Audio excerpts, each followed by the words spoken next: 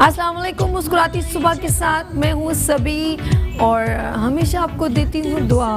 वो क्या है, खुश रहें, आबाद रहें, अपनों के साथ रहें, एक दूसरे का ख्याल रखें और ख़ास अपने वालिदैन का बहुत ख्याल रखें क्योंकि ये अल्लाह पाक का बहुत ही कीमती तोहफ़ा है। इस दुआ के साथ मैं अपने मॉर्निंग शो मुस्कुराती सुबह विद सभी का आगाज़ करती हूँ और अल्लाह पाक आपको हमेशा हंसता मुस्कुराता रखे और कभी कोई दुख ना दे, कोई गम ना दे। दुआएं एक दूसरे के लिए करते रहना चाहिए और आपने देखा होगा नमाज की जान जो है वो दुआ है। अल्लाह पाक कहता है, ए बंदे मुझसे मांग, तू मुझसे जितना मांगेगा मैं तुझे उतना ही अता करूँगा। तो अल्लाह पाक जो है बहुत पसंद करता है कि हम उससे मांगें, उसे ये अदा बहुत पसंद है। अच्छा, बात हमेशा जब मैं अपने मॉर्निंग शो का आगाज़ करती हूँ मुस्कुराती सुबह विद सभी, बहुत सारे लोग बहुत पसंद करते हैं और इसमें डिफरेंट कहते हैं ये सेगमेंट भी होने चाहिए। और सबसे अच्छी बात उनको क्या लगती है कि इस प्रोग्राम में नेशनलिज्म नज़र आता है, टैलेंटेड लोग आते हैं, अवेयरनेस के प्रोग्राम्स होते हैं। तो हमारी कोशिश होती है कि हम अपने प्रोग्राम को ज़्यादा से ज़्यादा अच्छा करके दिखाएं। ये हमारी पूरी टीम है जिसकी ये काविश है और वो आपके सामने इस मॉर्निंग शो को प्रेजेंट करती है। और आज जो मैसेज है बहुत डिफरेंट सा है। अक्सर आप लोगों ने देखा है जब कुछ लोग काम कर रहे होते हैं तो इर्द गिर्द के लोग जो है ना वो खामखाई में एक लोगों को परेशान करना और इस तरह के उन लोगों की नेचर होती है। वो अपनी आदत से भी मजबूर होते हैं कि वो लोगों को परेशान करने में उनको भी बड़ा मज़ा आता है और वो खाम क्योंकि लोग अप्रिशिएट करना तो चाहते ही नहीं हैं, तो कहते हैं कुछ ऐसा कर लें जो लोगों को तकलीफ़ हो जाए। लेकिन इंसान को जो है ना स्ट्रॉन्ग होना पड़ेगा, इंसान को और मेहनत करनी पड़ेगी और उसे इतना स्ट्रॉन्ग होना पड़ेगा ताकि उसकी आवाज़ जो है आपके कानों तक ना जाए। अब एक मिसाल मैं दे रही हूँ। ये मेरे हाथ में एक 10 रुपीज़ है और ये 5 रुपीज़। ये एक सिक्का है, समझ लीजिए 100 रुपीज़ है और ये एक सिक्का है। इस दोनों की वैल्यूज़ डिफरेंट है। ये चिल्लड़ है और ये नोट है। अगर मैं इसको ऐसे नीचे फेंकूँगी ना तो सबसे ज़्यादा इसने शोर करना है और इसकी आवाज़ नहीं आएगी। तो आप अपने कंपटीशन में अपने आप को इतना आगे ले जाएं कि इस चिल्लड़ की आवाज़ ना आए। और ये वो ही लोग होते हैं जो लोगों को प्रॉब्लम्स क्रिएट करते हैं, वो चिल्लड़ होते हैं। मैं आपको बड़ी अच्छी मिसाल दे दी, अब इससे ज़्यादा कुछ और नहीं कहना चाहती। तो जो लोग होते हैं ना जो लोगों को प्रॉब्लम्स क्रिएट करते हैं और बिला वजह की हुज्जत और बिला वजह की प्रॉब्लम्स, उनके पीठ पीछे फजूल सी बातें करना, वो चिल्लड़ होते हैं। वो कुछ कर तो सकते नहीं है तो वो आपके पीछे ना पीठ पीछे बातें करते हैं। अब आपको समझ में आ गई। तो अपने आप को नोट जैसा स्ट्रॉन्ग करें, इतने आगे बढ़ जाएं कि आपको उन लोगों की आवाज़ें नहीं आए। और अक्सर आपने देखा होगा ऑडियंस में जब कोई प्लेयर खेल रहा होता है तो ऑडियंस शोर कर रही होती है और प्लेयर तो नहीं शोर करता। तो अपने आप को ऑडियंस ना बनाए, एक प्लेयर बनाए और आपने आगे बढ़ना है, अच्छा काम करके दिखाना है ताकि आप लोगों को ये चिल्लड़ और ऑडियंस जैसी आवाज़ें ना आए और आप आगे बढ़ के काम करके दिखाएं। और यही मेरा आज मैसेज है। अच्छा जी, मैसेज के साथ मैसेज की बात तो हो गई खत्म। और मैं सबको विश करना चाहती हूँ जिनकी बर्थडे है, जिनकी आज शादी की सालगिरह है, उन सबको बहुत बहुत मुबारक। अल्लाह पाक आप लोगों को इसी तरह खुश रखे, आबाद रखे और आप लोग इसी तरह खुश रहें और अपनों के साथ रहें। ये बहुत ज़रूरी है। कभी कभी ये असल में ये कम्युनिकेशन ने इतना गैप कर दिया है मोबाइल ने कि हम अपनों से दूर होते चले जा रहे हैं। और कल जो है वो ऐसा खूबसूरत मैसेज है जिसमें मेरे ख्याल में जो लोग उन्हें बचपन गुजारा होगा ना तो वो उनकी आंखों में आंसू आ जाएंगे। कल का आप प्रोग्राम देखना ना भूलिएगा और मेरा मैसेज सुनना ना भूलिएगा। अच्छा, अब चलते हैं हम हेल्थ सेगमेंट की जानिब। आपको पता है मेरे शो में डिफरेंट टॉपिक्स होते हैं, हम लोग डिफरेंट अवेयरनेस लोगों को दे रहे होते हैं हेल्थ से रिलेवेंट।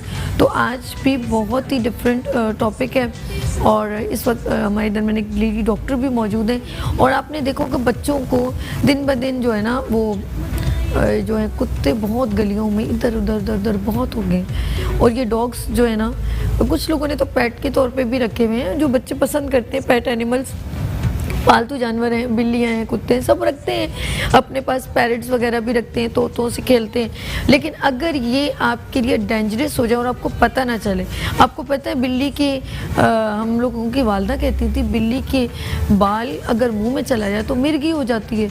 अब वल्लाह आलम ये तो डॉक्टर ही बताएंगे कि ये बात कितनी ऑथेंटिक है कि नहीं। हमने उस वक्त सुना था। फिर हमारे पास ये होता है कि अगर किसी को खुदा न खास्ता कोई बच्चे को कुत्ते ने काट दिया तो उसके तो इतनी प्रॉब्लम हो जाती है उसको, तो एक कहते हैं, हम लोग अक्सर मजाक में कहते हैं तुम्हारे पेट में 14 टीके लगेंगे, ऐसा बोलते थे ना। तो मैं रियल एक जनरल बात कर रही हूँ। तो अब ये सोचें कि अगर ऐसा कुछ हो जाए तो क्या इसकी वैक्सीन है, क्या उससे हम कोई अपने आप को सेव कर सकते हैं। तो ये सारी बातें आज डिस्कस होंगी। और अगर आपके दरमियान ऐसा कोई पेशेंट हो या आपके साथ ऐसा कोई सानिया हो तो प्लीज़ आप हमें ज़रूर शेयर करें, क्योंकि हम इस आवाज़ को गवर्नमेंट तक पहुंचाना चाहते हैं कि खुदा के लिए इनका इलाज करें। ये ना हो कि हमारे घर के अफराद इन्हीं जानवरों से काटने से या या डेंगू से या इस तरह की डिजीज़ से दुनिया से चले जाएं। तो हम मिलवाते हैं डॉक्टर सदफ से। अस्सलाम वालेकुम। वालेकुम डॉक्टर अस्सलाम। सदफ अकबर, माशाल्लाह आप जो हैं, अभी हम लोग जो है मेकअप रूम में भी गुफ्तगू हो रही थी और हम लोग कह रहे थे कि डेंगू भी हो रहा है। ये पहले चिकनगुनिया एक बीमारी आ गई थी पूरी, वो चिकनगुनिया एक ऐसी बीमारी कर दी थी पूरी हड्डियों में बहुत ज़्यादा दर्द होता था। फिर उसके बाद एक ये डेंगू से पहले ये होता था कि नहीं इतनी अम्बात होती थी, अब जानी ज़्यादा हो रही है, जाने जा रही है। फिर हम लोगों ने अभी सुना कि कुत्ते के काटने से जो है ये वेबीज बहुत ज़्यादा हो गई हैं। तो अब मुझे बताइए इसके बारे में थोड़ा, अब आप बताएं, मैं तो कुछ कहना नहीं चाहती, दुखी हो गई हूँ मैं बहुत ज़्यादा। नहीं, देखिए इसमें दुखी होने वाली बात नहीं है, इसमें बात ये है कि जो है अवेयरनेस की, कि हमें यानी आम लोगों को, हम तमाम लोगों को हर बीमारी के लिहाज से इतनी अवेयरनेस होनी चाहिए कि हम इन बीमारियों से ख़ुद को जो है महफूज रख सकें। अब जैसे डेंगू है, डेंगू के बारे में जैसे लोगों को जो है अवेयरनेस नहीं होती है कि जो है किस तरह से जो है वो अपने आप को और अपने घर वालों को जो है महफूज रखें। उसमें ये होता है कि जो है डेंगू जो है वो एक साफ़ पानी का जो है मेरी आम ये जो जेंट्री देख रही ना, जो जनरल हमारी आवाम, उनको ज़रा सा अवेयरनेस दे, कैमरे की तरफ देखेंगी तो वो आपकी बात सुनेंगे ना।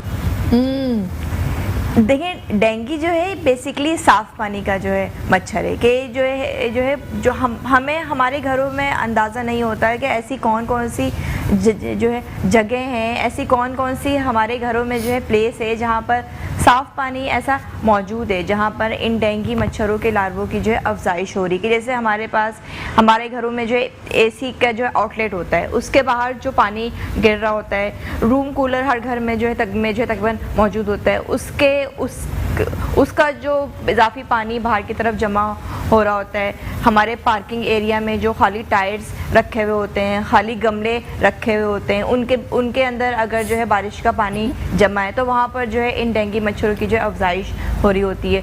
और फिर इसके अलावा कि जैसे हम लोग अपने घरों में जो है परिंदों को पानी देने के लिए जो है प्याले रख रहे होते हैं, तो उन प्यालों के अंदर भी जो है उन डेंगू मच्छरों की जो है अफजाइश हो रही होती है। तो देखिए उसके बाद जो है उसकी जो है सफाई, कि हम जो है उन प्यालों में जो है पानी डेली या फिर 2 दिन बाद उसको जो है चेंज करें। और फिर अपने घरों में हम इस चीज़ को जो है नोटिस करें कि ऐसी कौन कौन सी जगह हैं जहाँ पर इन डेंगू के मच्छरों की अफजाइश हो सकती है। लेकिन सदफ आपने अभी कहा कि आप, जैसे मैं भी परिंदों को पानी डेली, मेरी आदत है और मैं इसको रोज़ाना वॉश भी करती हूँ, बस अपने आप को सोच के, जबकि तो परिंदे हर जगह से पानी पी सकते हैं। हाँ, गंदा भी हो जाता है, लेकिन मैं सोचती हूँ नहीं साफ सुथरा पानी रखो ना।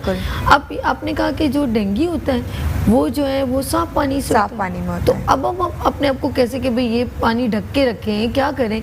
या हमें जैसे कुछ लोग कहें कूलर में पानी रखते हैं, ग्लास में रख देते हैं, जग में रख देते हैं, वो तो साफ होता है पीने का। तो अब हम अगर उसमें भी अगर डेंगू हो जाए तो फिर कैसे? नहीं, जो पानी जमा है, ठीक है ना, कि जो पानी जो साफ पानी काफी दिन तक वहाँ पे जमा रहे, ठहरा हुआ पानी जो होता है वहाँ पर उनकी जो अफजाइश होती है। लेकिन अगर वो जो आप किसी परिंदे को जो है पीने के लिए पानी दे रहे हैं वो तो खत्म हो जाता है, तो उसका जो है डेली आप चेंज करें, उस पानी को जो है हफ्तों महीनों तक छोड़ ना दें, उनमें फिर अफजाइश हो जाती है। आपके जो खाली जो बकेट्स होते हैं ना, कि हम लोग वॉशरूम में जो है टैंकियाँ भर कर रख देते हैं और फिर उनको जो है ढकते नहीं है ऊपर से, तो उनको जो है कवर कर दें, तो फिर इस तरह से जो है वो पानी साफ रहेगा।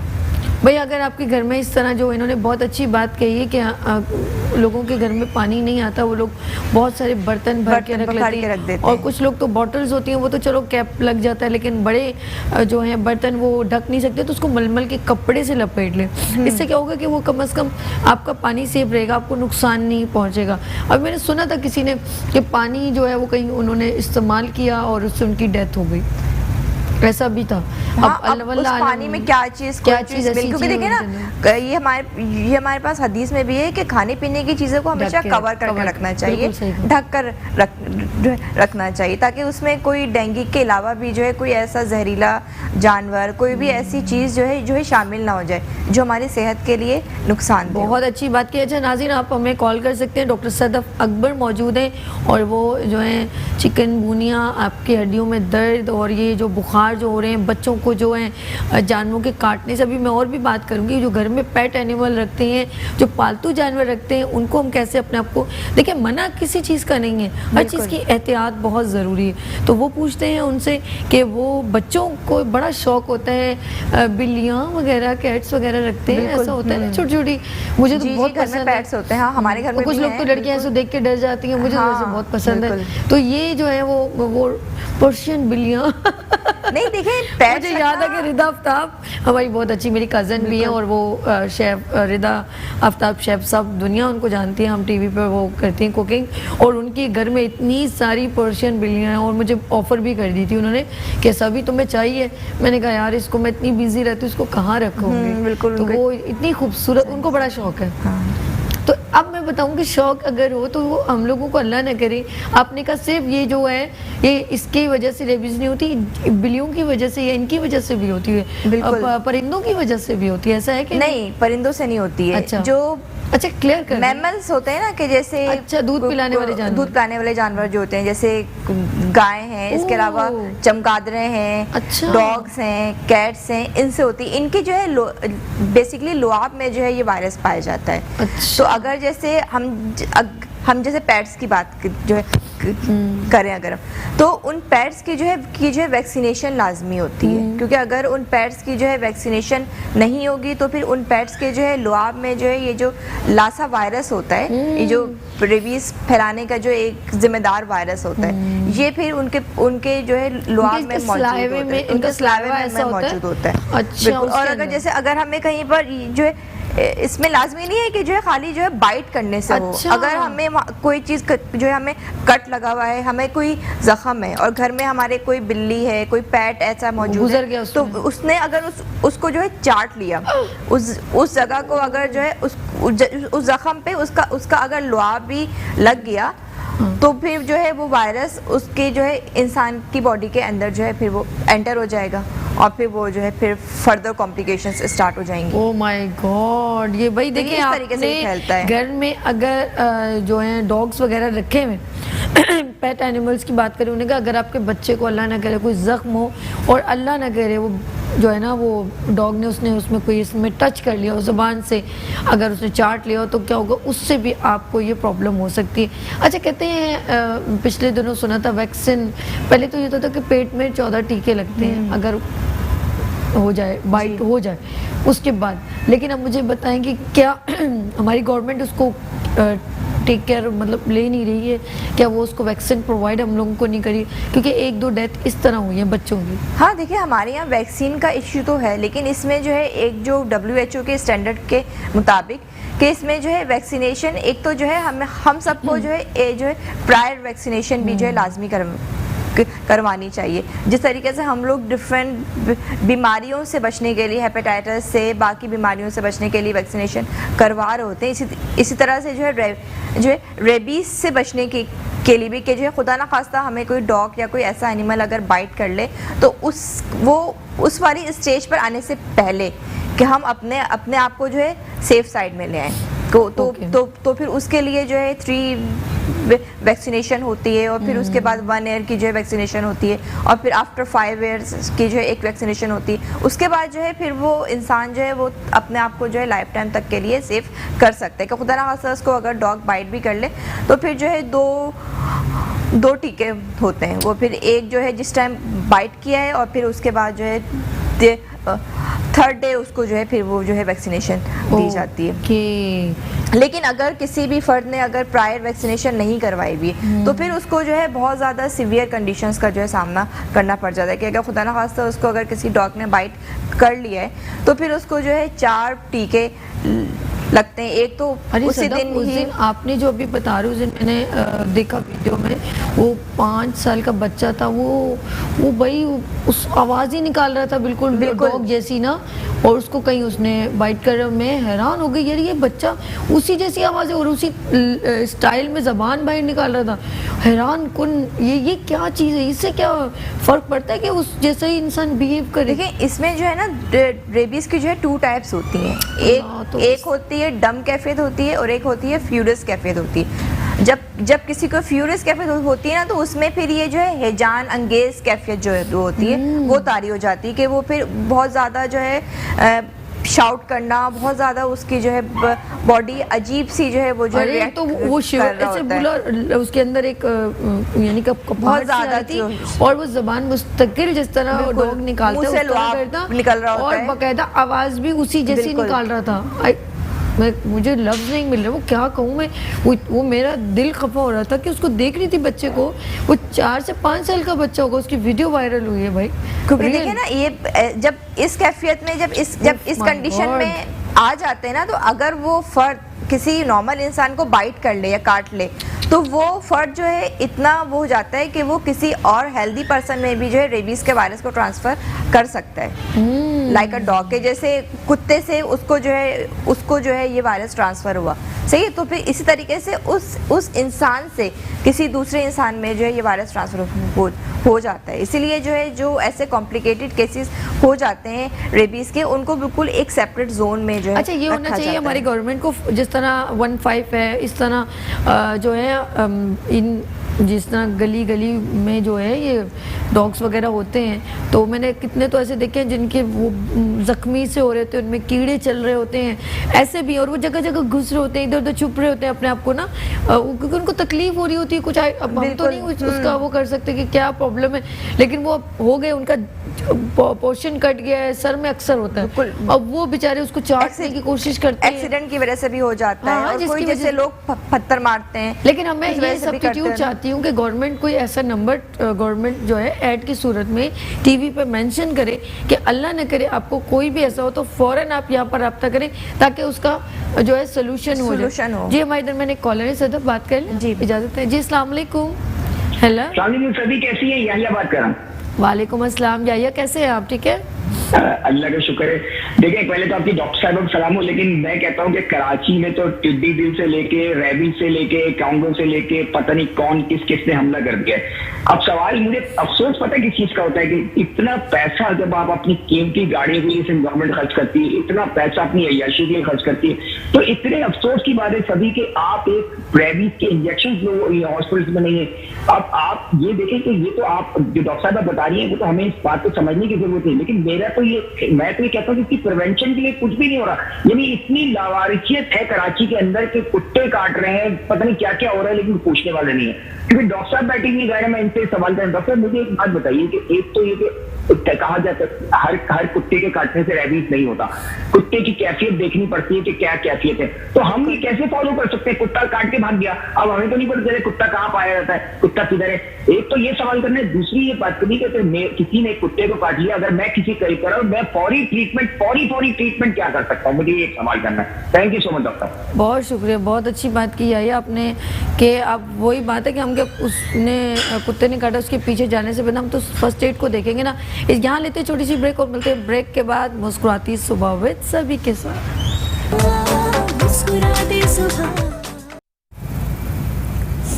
वेलकम बैक मुस्कुराती सुबह के साथ, मैं हूँ सभी, और हम बात कर रहे हैं जो डिफरेंट जगहों पर एनिमल्स हैं, पेट एनिमल्स हैं, और वो जो लोग बच्चों को कुछ काट भी देते हैं तो हमें उसकी वैक्सीन का कैसे ट्रीट करना है। हमारे इधर मैंने कॉलर थे याहिया, अब सदफ अकबर बताएंगी कि किस तरह उस जो सवाल ख़ास तौर पे याहिया का था उसका आंसर क्या है। जी सदफ अब बताइए याहिया का आंसर। देखिए इसमें उन्होंने जो है 2 सवाल पूछे थे। एक उन्होंने पूछा था कि अगर जैसे कोई कुत्ता अगर हम काट लेते हैं, बाइट कर लेते हैं, तो किस तरीके से जो है हमें अब हम उस कुत्ते के पीछे तो नहीं जाएंगे, तो उसमें हमें फर्स्ट एड सबसे जो है लाजमी होती है। क्योंकि देखिए अगर हम उसको फौरी तिब्बी इमदाद नहीं देंगे तो जो वो वायरस है वो जो है उसके नर्वस सिस्टम के थ्रू उसके ब्रेन तक में जो है चला जाएगा, तो फिर वो बहुत ज़्यादा फिर सीवियर कंडीशन की तरफ वो इंसान चला जाएगा। सही है। तो उसमें क्या है कि इसमें जो सबसे पहले फर्स्ट एड होती है वो ये होती है कि उस ज़ख़म को साफ़ पानी और साबुन के ज़रिए जो है अच्छी तरीके से वॉश कर लें, ठीक है ना। अब अगर आपके घर से जो है मेडिकल स्टोर थोड़ा सा दूर है तो हर घर में जो है पानी एंड साबुन तो जो है मौजूद होते हैं, सही। तो ज़ख़म को प्रॉपर तरीके से अच्छे तरीके से जो है बिल्कुल उसको जो है साफ़ पानी और साबुन से उस ज़ख़म को धो लें, ताकि जो वो इन्फेक्शन है, वो जो वायरस है, वो पूरी बॉडी में जो है वो एंटर ना हो। और फिर क्योंकि देखें ये जो रेबीज़ वायरस जिसे हम लाइसा वायरस कहते हैं, ये जो है ये नर्वस सिस्टम के थ्रू इंसान के जो है बॉडी में ये जो है वो पूरे जो है ट्रेवल करता है। और ये जो है ज़ख़म की जो है उस पर डिपेंड कर रहा होता है कि देखें अगर उस कुत्ते ने या किसी भी जो है ऐसे रैबिट एनिमल ने उस इंसान को बाइट किया है, तो अगर वो जगह उसके जो है दिमाग से नज़दीक तरीन है, मसलन कि उसका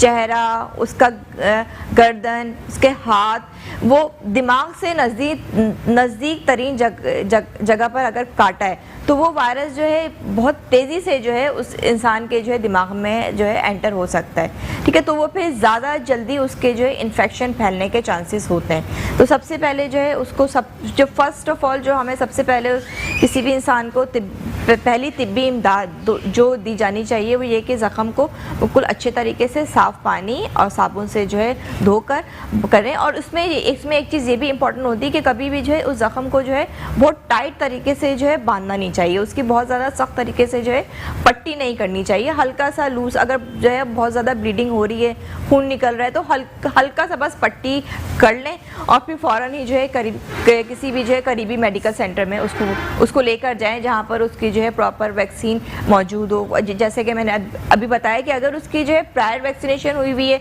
तो फिर जो है उसको फिर जो है 2 वैक्सीन लग रहे होते हैं, लेकिन अगर उसको जो है प्रायर वैक्सीनेशन नहीं हुई हुई है तो फिर उसको जो है 4 वैक्सीनेशन होते हैं, एक फर्स्ट डे और फिर एक 7वें दिन, फिर एक 21वें दिन, 28वें दिन, इस तरह से। और फिर उसको एक जो है RIG का भी जो है एक उसको वैक्सीन दी जाती है इम्यूनोग्लोबिन की, कि जो है वो जो इन्फेक्शन है वो जो है ज़्यादा उसकी जो है बॉडी में जो है वो ज़ख़म ना करे।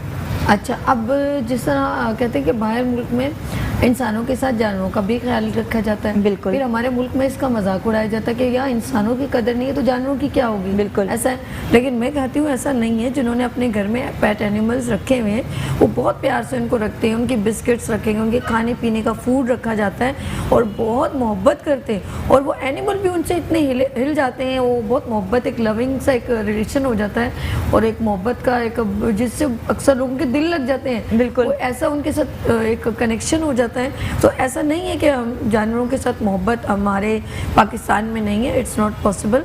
वो बहुत प्यार करते हैं और मैंने देखा है अपनी आंखों से, चाहे वो डॉग्स में हो या कोई फॉर एग्जांपल पैरट्स हो या बिल्लियाँ हो, जो लोग रखते हैं अपने घर में, उन सबसे बहुत मोहब्बत करते हैं और बहुत ख्याल रखते हैं उनका।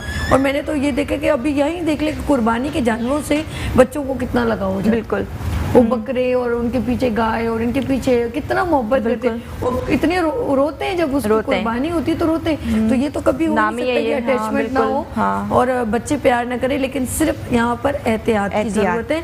हमारे कहने का मकसद हरगिज़ नहीं है कि आप लोग जो अपने बच्चों को एनिमल से दूर रख कर दें, ऐसा कुछ नहीं है। जो आप उनको अगर एनिमल दें उनका ख्याल भी रखें। नहीं, उनको जो है आपके घर में, हाँ नहीं, अगर आपके घर में कोई पेट है इस तरह के, कोई कैट्स हैं, कुत्ते हैं आपने रखे हुए हैं, तो उनकी भी जो है वैक्सीनेशन होती है। आप उनको जो है वेटनरी डॉक्टर के पास लेकर जाएं तो वो जो है प्रॉपर जो है तरीके से उनकी जो है वैक्सीनेशन कर देंगे, जिससे वो भी जो है मुख्तलिफ बीमारियों से महफूज रह सकते हैं। कि उन लोग को भी तो जो है मुख्तलिफ बीमारियां हो सकती है ना। बड़ी बहन ने सिस्टर ने एक बिल्ली को रखा, तो अब वो छोटी सी कहीं रख लिया होगा, उसने दूध भी दिया करते करते और जानवर जल्दी बड़ा हो जाता है। बिल्कुल, तो अब उससे इतनी अटैच हो गया, जब वो मदरसे से आए ना तो कह के आगे पीछे वो घूमे, तो एक बार वो कहीं आउट ऑफ उसमें निकल गई बिल्ली, कहीं वो ज़ख्मी होकर आ गई। अल्लाह अकबर। वो अब मेरी बहन उसको इतना ख्याल किया ना, वो ठीक हो गई। वो कहीं गई होगी, बाहर निकल जाता है जानवर है, उसमें किसी से बिल्ली के साथ लड़ाई हो गई तो उसको कहीं जख्म वगैरह हो गए, फिर बाकायदा उसको डॉक्टर के साथ ट्रीट किया, उसको मेडिसिन किया, उसको पट्टियाँ कर रहे हैं तो कि भाई ये ठीक हो जाए किसी तरह। हाँ। तो मैं तो कहती हूँ जानवरों से सबको बहुत प्यार होता है। हमारे इधर मैंने कॉलर है। हेलो अस्सलाम वालेकुम। हेलो जी अस्सलाम वालेकुम। आवाज आ रही है? जी जी आ रही है। आप क्या पूछना चाहते हैं? मैं वही तो उससे बच्ची बात कर रहा हूँ। जी जी पूछिए, क्या पूछना है आपने? डॉक्टर साहब मौजूद हैं। मैं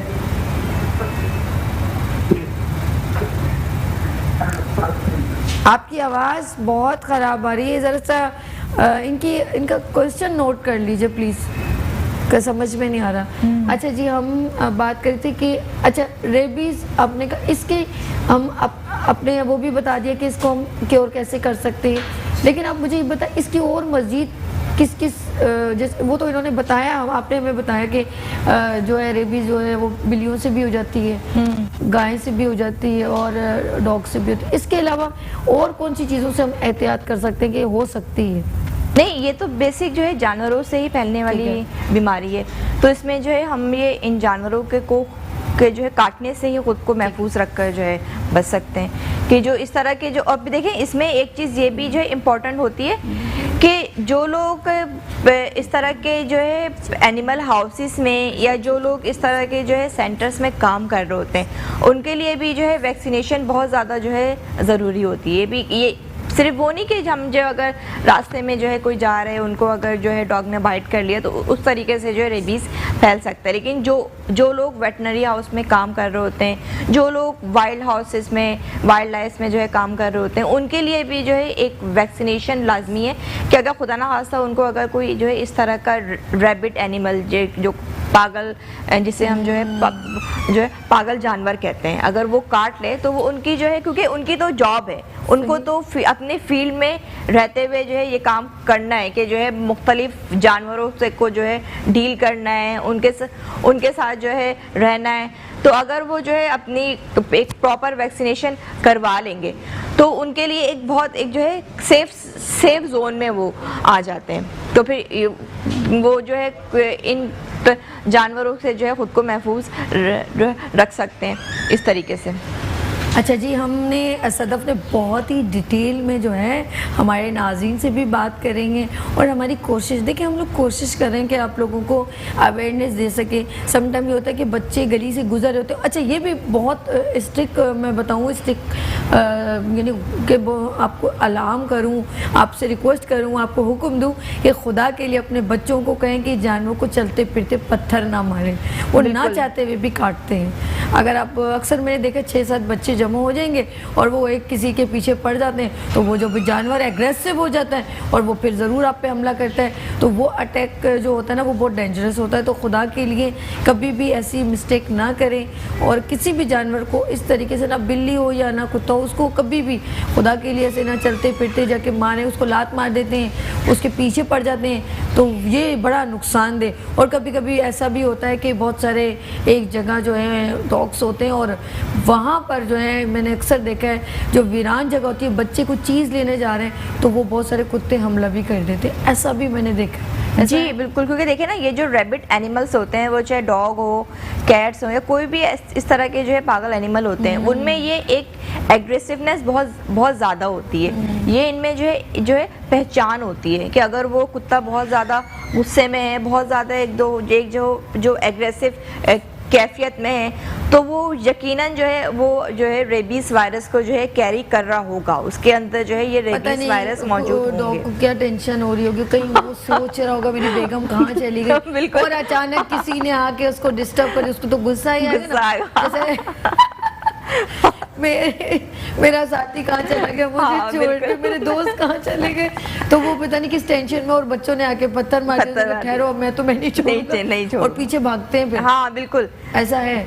हाँ कि फजूल में तंग ना करे ना, कि वो भी तो अल्लाह मियाँ की जो है मखलूक हैं, उनको भी जो है यहाँ पर जो है इस दुनिया में जिंदा रहने का, सरवाइव करने का उतना ही हक है जितना सबको है। अल्लाह पाक ने जो मखलूक बनाई है ना, उसका एक दूसरे से कनेक्शन है। बिल्कुल ऐसा है कि नहीं? अच्छा, हमने कहते कुत्ता बड़ा वफादार जानवर, बिल्कुल, ऐसा है कि हाँ, नहीं? बिल्कुल। घोड़ा बड़ा वफादार हाँ, जानवर बिल्कुल। है। तो अल्लाह पाक ने कोई भी मखलूक बनाई है ना, उसका कोई ना कोई एक दूसरे से अटैचमेंट और हमारे जरूरी लिए है। वो कहते हैं बेनिफिट है। जो भी समझे कि हम कितना खुश होते हैं अगर जो कुत्ता हमसे जो बोले वो करेगा। हाँ, इंसान बिल्कुल। सोचता है, वो कहते नहीं, मेरे मालिक ने हुक्म दिए ना, हाँ। वो कहेगा गो, तो वो भाग जाएगा फौरन। देखिए ना, अल्लाह मियाँ ने इस दुनिया में कोई भी चीज़ जो है बेमसरफ नहीं बनाई है। बिल्कुल। हर चीज़ का जो है कोई ना कोई मकसद। मसरफ है। और ये कि हमारी ये पूरी ये ज़िंदगी की जो है एक पूरी साइकिल होती है, जिसको हम जो है इकोसिस्टम कहते हैं। इकोसिस्टम में ये तमाम चीज़ें आ जाती हैं, जिसमें हमारे ये तमाम मैमल्स हैं, इंसान हैं, फिशेस हैं, हर तरह के जो एनिमल्स, हमारे फूल पौधे, ये सब हमारे साइकिल एक इकोसिस्टम का हिस्सा है। अगर इनमें से कोई एक भी चीज़ जो है कम हो जाएगी या फिर किसी भी चीज़ की जो है ज्यादती हो जाएगी, तो वो हमारे एनवायरनमेंट के लिए भी और हमारे इकोसिस्टम के लिए भी जो है एक नुकसानदेह बात होगी, है ना। तो फिर इसलिए जो है हमें हर चीज़ को जो है एक बैलेंस तरीके से, कि जो है कोई भी चीज़, हमें सिर्फ ये बात एक सोचनी चाहिए कि अल्लाह मियाँ ने इस दुनिया में कोई भी चीज़ जो है बेकार नहीं बनाई है। हर चीज़ का जो है इस दुनिया में आने का जो है कोई ना कोई मकसद है। वो चाहे कोई एक छोटी से छोटी चीज़ हो या कोई जो है बड़ी से बड़ी चीज़ हो। तो हमें जो है, जैसे मैं कहती हूँ कि जो है ये जो गली मोहल्ले में जो डॉग्स हैं, तमाम चीज़ें, इनके लिए एक प्रॉपर शेल्टर हाउस होना चाहिए, कि उनको एक प्रॉपर, ये जो रैबिट एनिमल्स हैं इनकी, यानी इनको भी जो है एक प्रॉपर जो है वैक्सीनेशन हो। लेकिन यहाँ पर हमारे यहाँ क्या है कि हमारे यहाँ तो अलमिया ये है कि इंसानों के लिए ही वैक्सीन मौजूद नहीं है, तो जानवरों के लिए कहाँ से आएंगी। लेकिन ये कि एक प्रॉपर एक ऐसा सिस्टम हमें एक डेवलप करना पड़ेगा कि जो हम इन जानवरों को भी जो है अपने एक ऐसे एनवायरनमेंट में ज़िंदा रहने को वो करें कि भाई ये भी अपने आप को जो है सेफ फील करें। बेशक सदफ, आपने बहुत अच्छी बातें की और बहुत अच्छी अवेयरनेस दी, और मैं इंशाल्लाह नेक्स्ट प्रोग्राम में भी आपको अपने साथ ज्वाइन करूंगी, और हम अपने जो है व्यूवर्स हैं जो देखते हैं, हम उनको अवेयर करते रहेंगे अच्छी बातों से। थैंक यू सो मच, आप यहाँ तशरीफ़ लाई। जी नाज़रीन, हम लोगों ने अभी सदफ अकबर की बहुत सारी बातें सुनी, क्योंकि शी इज़ अ डॉक्टर, और उन्होंने जिस तरह हमें बताया कि हमें अपने एनिमल्स के साथ किस तरीके से हमें प्रॉब्लम्स होती हैं, और कौन से एनिमल्स को किस तरीके से रखा जा सकता है, और कौन से एनिमल जो हमारे लिए डेंजरस हैं, और उनके काटने से या उनके रखने से, और उनको अगर कोई एनिमल, आप पेट एनिमल रखते भी हैं ना, तो उनको डॉक्टर से चेकअप करवाना और उनको अच्छी तरीके से रखना। ये ना हो कि वो कई बर्तनों में मुंह मार रहे हैं, बिल्लियाँ जैसे कुछ लोग रखते हैं, तो वो हर जगह, अच्छा उनको आदत डाली जाती है बचपन से ही कि नहीं आपका फूड का टाइमिंग ये है, और इस टाइम पे हम आपको इस जगह, उसको मालूम होता है मेरी इस जगह पर मेरा बर्तन रखा है, मुझे यहीं मिलेगा। तो कुछ लोगों को ट्रेनिंग देनी पड़ती है, जिस तरह जानवरों को ट्रेनिंग देनी पड़ती है, तो उस तरीके से वो आपको फिर ट्रीट करना पड़ता है, ताकि आप लोगों को आगे चल के प्रॉब्लम्स ना हो। और अक्सर मैंने देखा है, क्योंकि वीडियोज़ देखती हूँ, तो वो बच्चा छोटा सा न्यू बॉर्न बेबी है, तो वो हंस रहा है, खेल रहा है, तो उस पर जो है ना वो डॉग जो है वो जंप करके जाता है और खेलता है उसके साथ। तो अब इन चीज़ों को मद्देनज़र रखना पड़ेगा, क्योंकि जानवर को तो इतना नहीं पता कि मैंने कितनी चीज़ को कितना टच करना है, कि मैंने इस बच्चे को हाथ लगाना है। खुदा न खास्ता, जिस तरह डॉक्टर साहबा ने कहा कि उसका सलाइवा भी है, वो काटे ना, उसका थूक भी है, वो उसको टच करता है उसकी ज़बान से, यानी कि निकल के वो किसी बच्चे के स्किन पे गिर जाता है, और वहाँ कोई वैसे ही इन्फेक्शन हो, कोई खुदा न खास्ता बच्चे ने खारिश की और वहाँ लग जाए, तो वो डेंजरस है। नाज़रीन, यहाँ पे लेंगे छोटी सी ब्रेक और मिलते हैं ब्रेक के बाद मुस्कुराती सुबह सभी के साथ।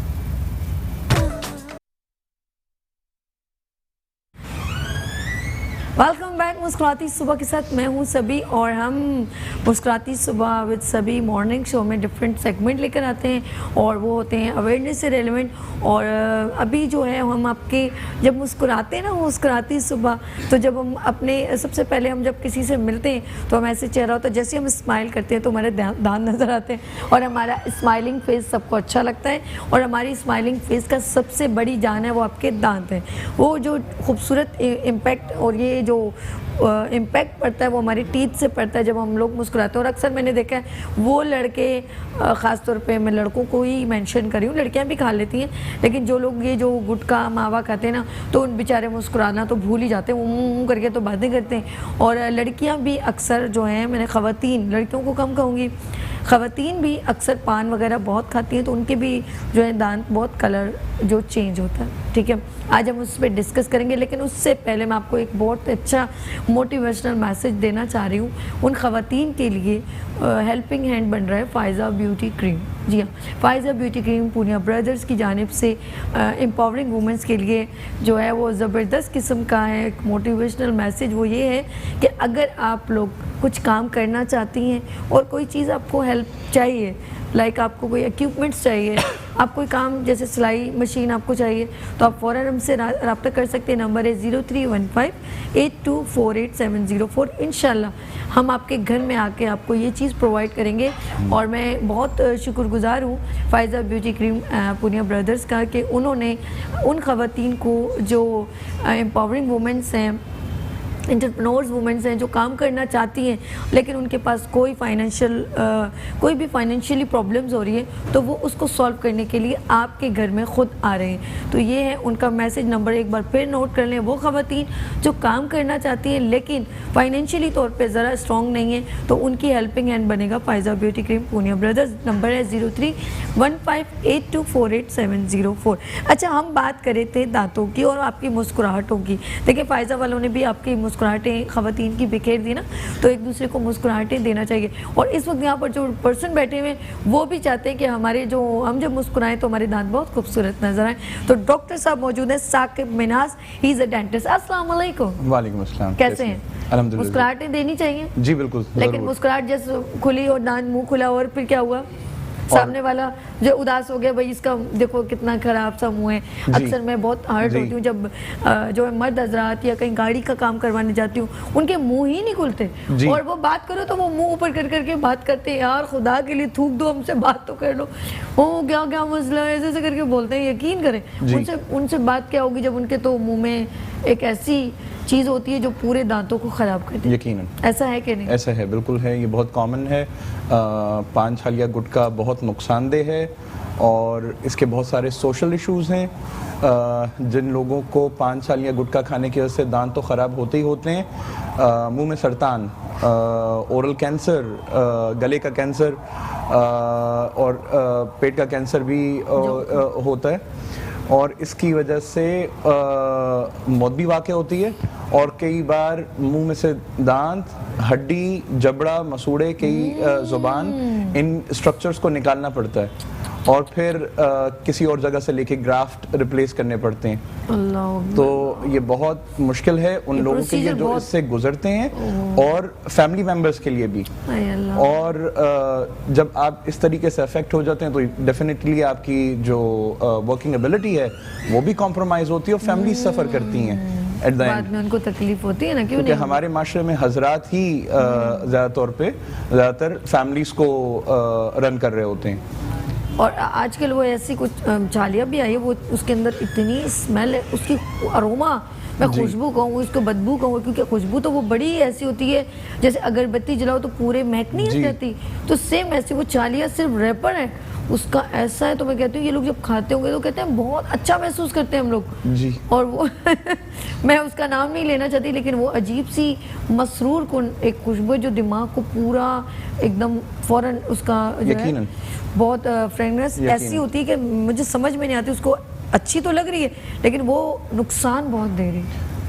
ये मैं कहती एक तो ये जो फ्रेगरेंस वाला एलिमेंट है ना, कई सारे पेशेंट्स हम क्लिनिक पे देखते हैं जो अच्छे खासे पढ़े लिखे लोग होते हैं, डॉक्टर्स और इंजीनियर्स होते हैं, ऑल्दो वो भी इस्तेमाल कर रहे होते हैं just because of the fragrance.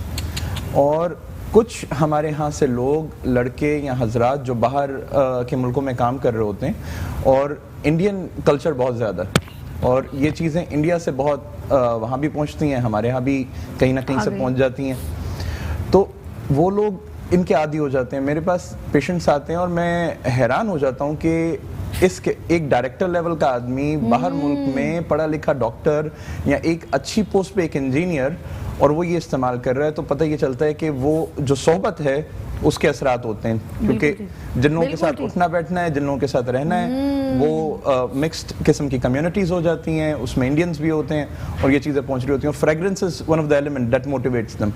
बिल्कुल तो सही वो ऐसे है। बोलते बड़ा अच्छा लगता है। चले लेट्स जी। सी। अच्छा, हम लोग आज बहुत डिफरेंट क्वेश्चन आपसे करने वाले जी। हैं, और अक्सर लोगों की जाहिर बात है कुछ दांत ज़रा सी बाहर की तरफ होते हैं, और कुछ उन वो लोग बड़े कॉन्शियस होते हैं जिनकी शादियाँ होने वाली होती हैं, लड़का हो जी। या लड़का हो, दुल्हन या दूल्हा हो, तो ब्राइड या ग्रूम, हम किसी की भी बात कर लें लाइक, तो अक्सर मैंने देखा वो उनको इतने बिजी होते हैं, पूरे 2 साल, एक मंगनी होती है, 2 साल बाद शादी होती है, और बिफोर 2 डेज उनको याद आता है कि उनके जो हैं वो जो हैं दांत बड़े हुए हैं, और वो फ़ौरन डॉक्टर के पास जाते हैं और कहते हैं कि किसी तरह ये जो है वो दांत पीछे हो जाएं। तो लेकिन how is possible, how site है, हाउ बाइट। और लेकिन मैंने कॉलर है। हेलो, अस्सलाम वालेकुम। हम क्वेश्चन को कंटिन्यू करें। जी, अस्सलाम वालेकुम। हाँ, सभी साहब, अभी मैं थोड़ा सा लेट हो गया कॉल करने में।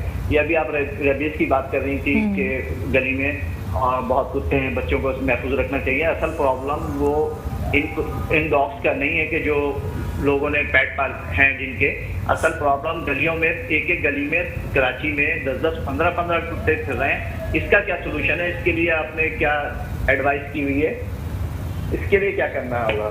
बिल्कुल सही कहा आपने। और मैं यही कह रही थी कि हम लोगों ने अपनी इस डिस्कशन को अपनी गवर्नमेंट तक ये आवाज़ पहुंचानी है। जब तक हम लोग इस तरह के कुछ प्रोग्राम्स करते रहेंगे तो तब जाके उनको पता चलेगा। बल्कि मैंने भी ये कहा कि एक नंबर वो लोगों को मेंशन करना चाहिए ताकि फ़ौरन हम लोग उनको रब्ता करें कि हमारे एरिया में ये प्रॉब्लम है, हम उनको बता सकें कि फ़ौरन इधर आके कोई भी जो है ऑपरेशन करें, जो भी इम्पैक्ट जो है इम्प्लीमेंट्स करेंगे, यहाँ पर आके उसको फ़ौरन वर्किंग करें और उन कुत्तों को जमा करके लेके जाएं। क्योंकि बहुत सारे लोग मुझे भी कह देते हैं, यार इधर इतनी प्रॉब्लम है, सभी तुम इनको देखो। जिस तरह हम 15 पे कॉल करते हैं तो गवर्नमेंट के पास भी एक नंबर होना चाहिए ताकि फ़ौरन उसके ऊपर इम्प्लीमेंट हो। तो हम बात करेंगे। और आपकी बहुत शुक्रिया आपने कॉल की, थैंक यू सो मच। लेकिन वो डॉक्टर साहबा चली गई हैं, नेक्स्ट प्रोग्राम में मैं ज़रूर उनसे सवाल करूँगी। अच्छा डॉक्टर साहब, हम लोग बात कर रहे थे कि जो नई जो एक कपल है उनकी शादी होती है, जब उससे बिफोर 2 डेज़ उनको याद आता है, या जो आउट ऑफ कंट्री से जो लोग आते हैं और उनको भी होता है कि वो कुछ दिनों के अंदर वो कहते हैं हमारा फॉरेन ये ट्रीटमेंट हो जाए और हमने चला जाना है, तो क्या वो 1 दिन में हो जाता है, 2 दिन में क्या उसके दांत पीछे हो जाते हैं? It's possible? एक यहाँ ये बहुत इम्पोर्टेंट मैसेज हमें देना पड़ेगा, और आपने बहुत सही सवाल किया इस हवाले से, थैंक यू जी। कई बार हमारे पास मौके से, निकाह से, शादी से, वलीमे से 2 दिन 3 दिन पहले लड़के या लड़कियां आते हैं और वो कहते हैं कि हमें अपने ये दांत सही करवाने। तब हम एक्सेप्टेबल तो कर सकते हैं, और दांतों की स्केलिंग, पॉलिशिंग करके, यानी कि सफाई करके हम दांतों को क्लीन करके उनकी स्माइल एक्सेप्टेबल तो कर सकते हैं। आप जानती हैं सेल्फी का ज़माना है, जी।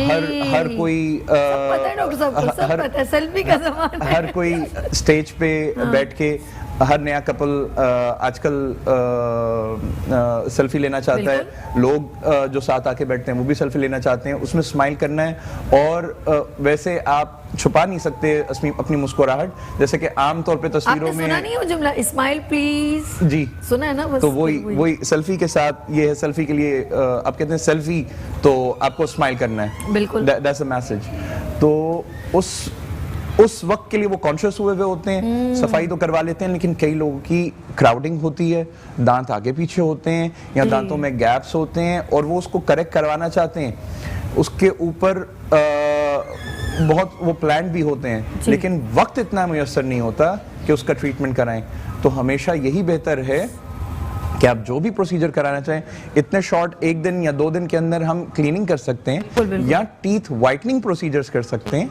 अच्छा, आपने इसको बात को कंटिन्यू करना, आपके लिए कॉल है। हेलो, अस्सलाम वालेकुम, आलिया फ्रॉम कराची। हेलो, अस्सलाम वालेकुम। वालेकुम अस्सलाम। जी आलिया, क्या पूछना है आपने? जी, मुझे आपसे मिलना था, मुझे स्किन के हवाले से बात करनी थी। आपके 2-3 दिन पहले एक डॉक्टर भी आए थे, मेरी 2 महीने बाद शादी है और मैं बहुत ज्यादा परेशान हूँ।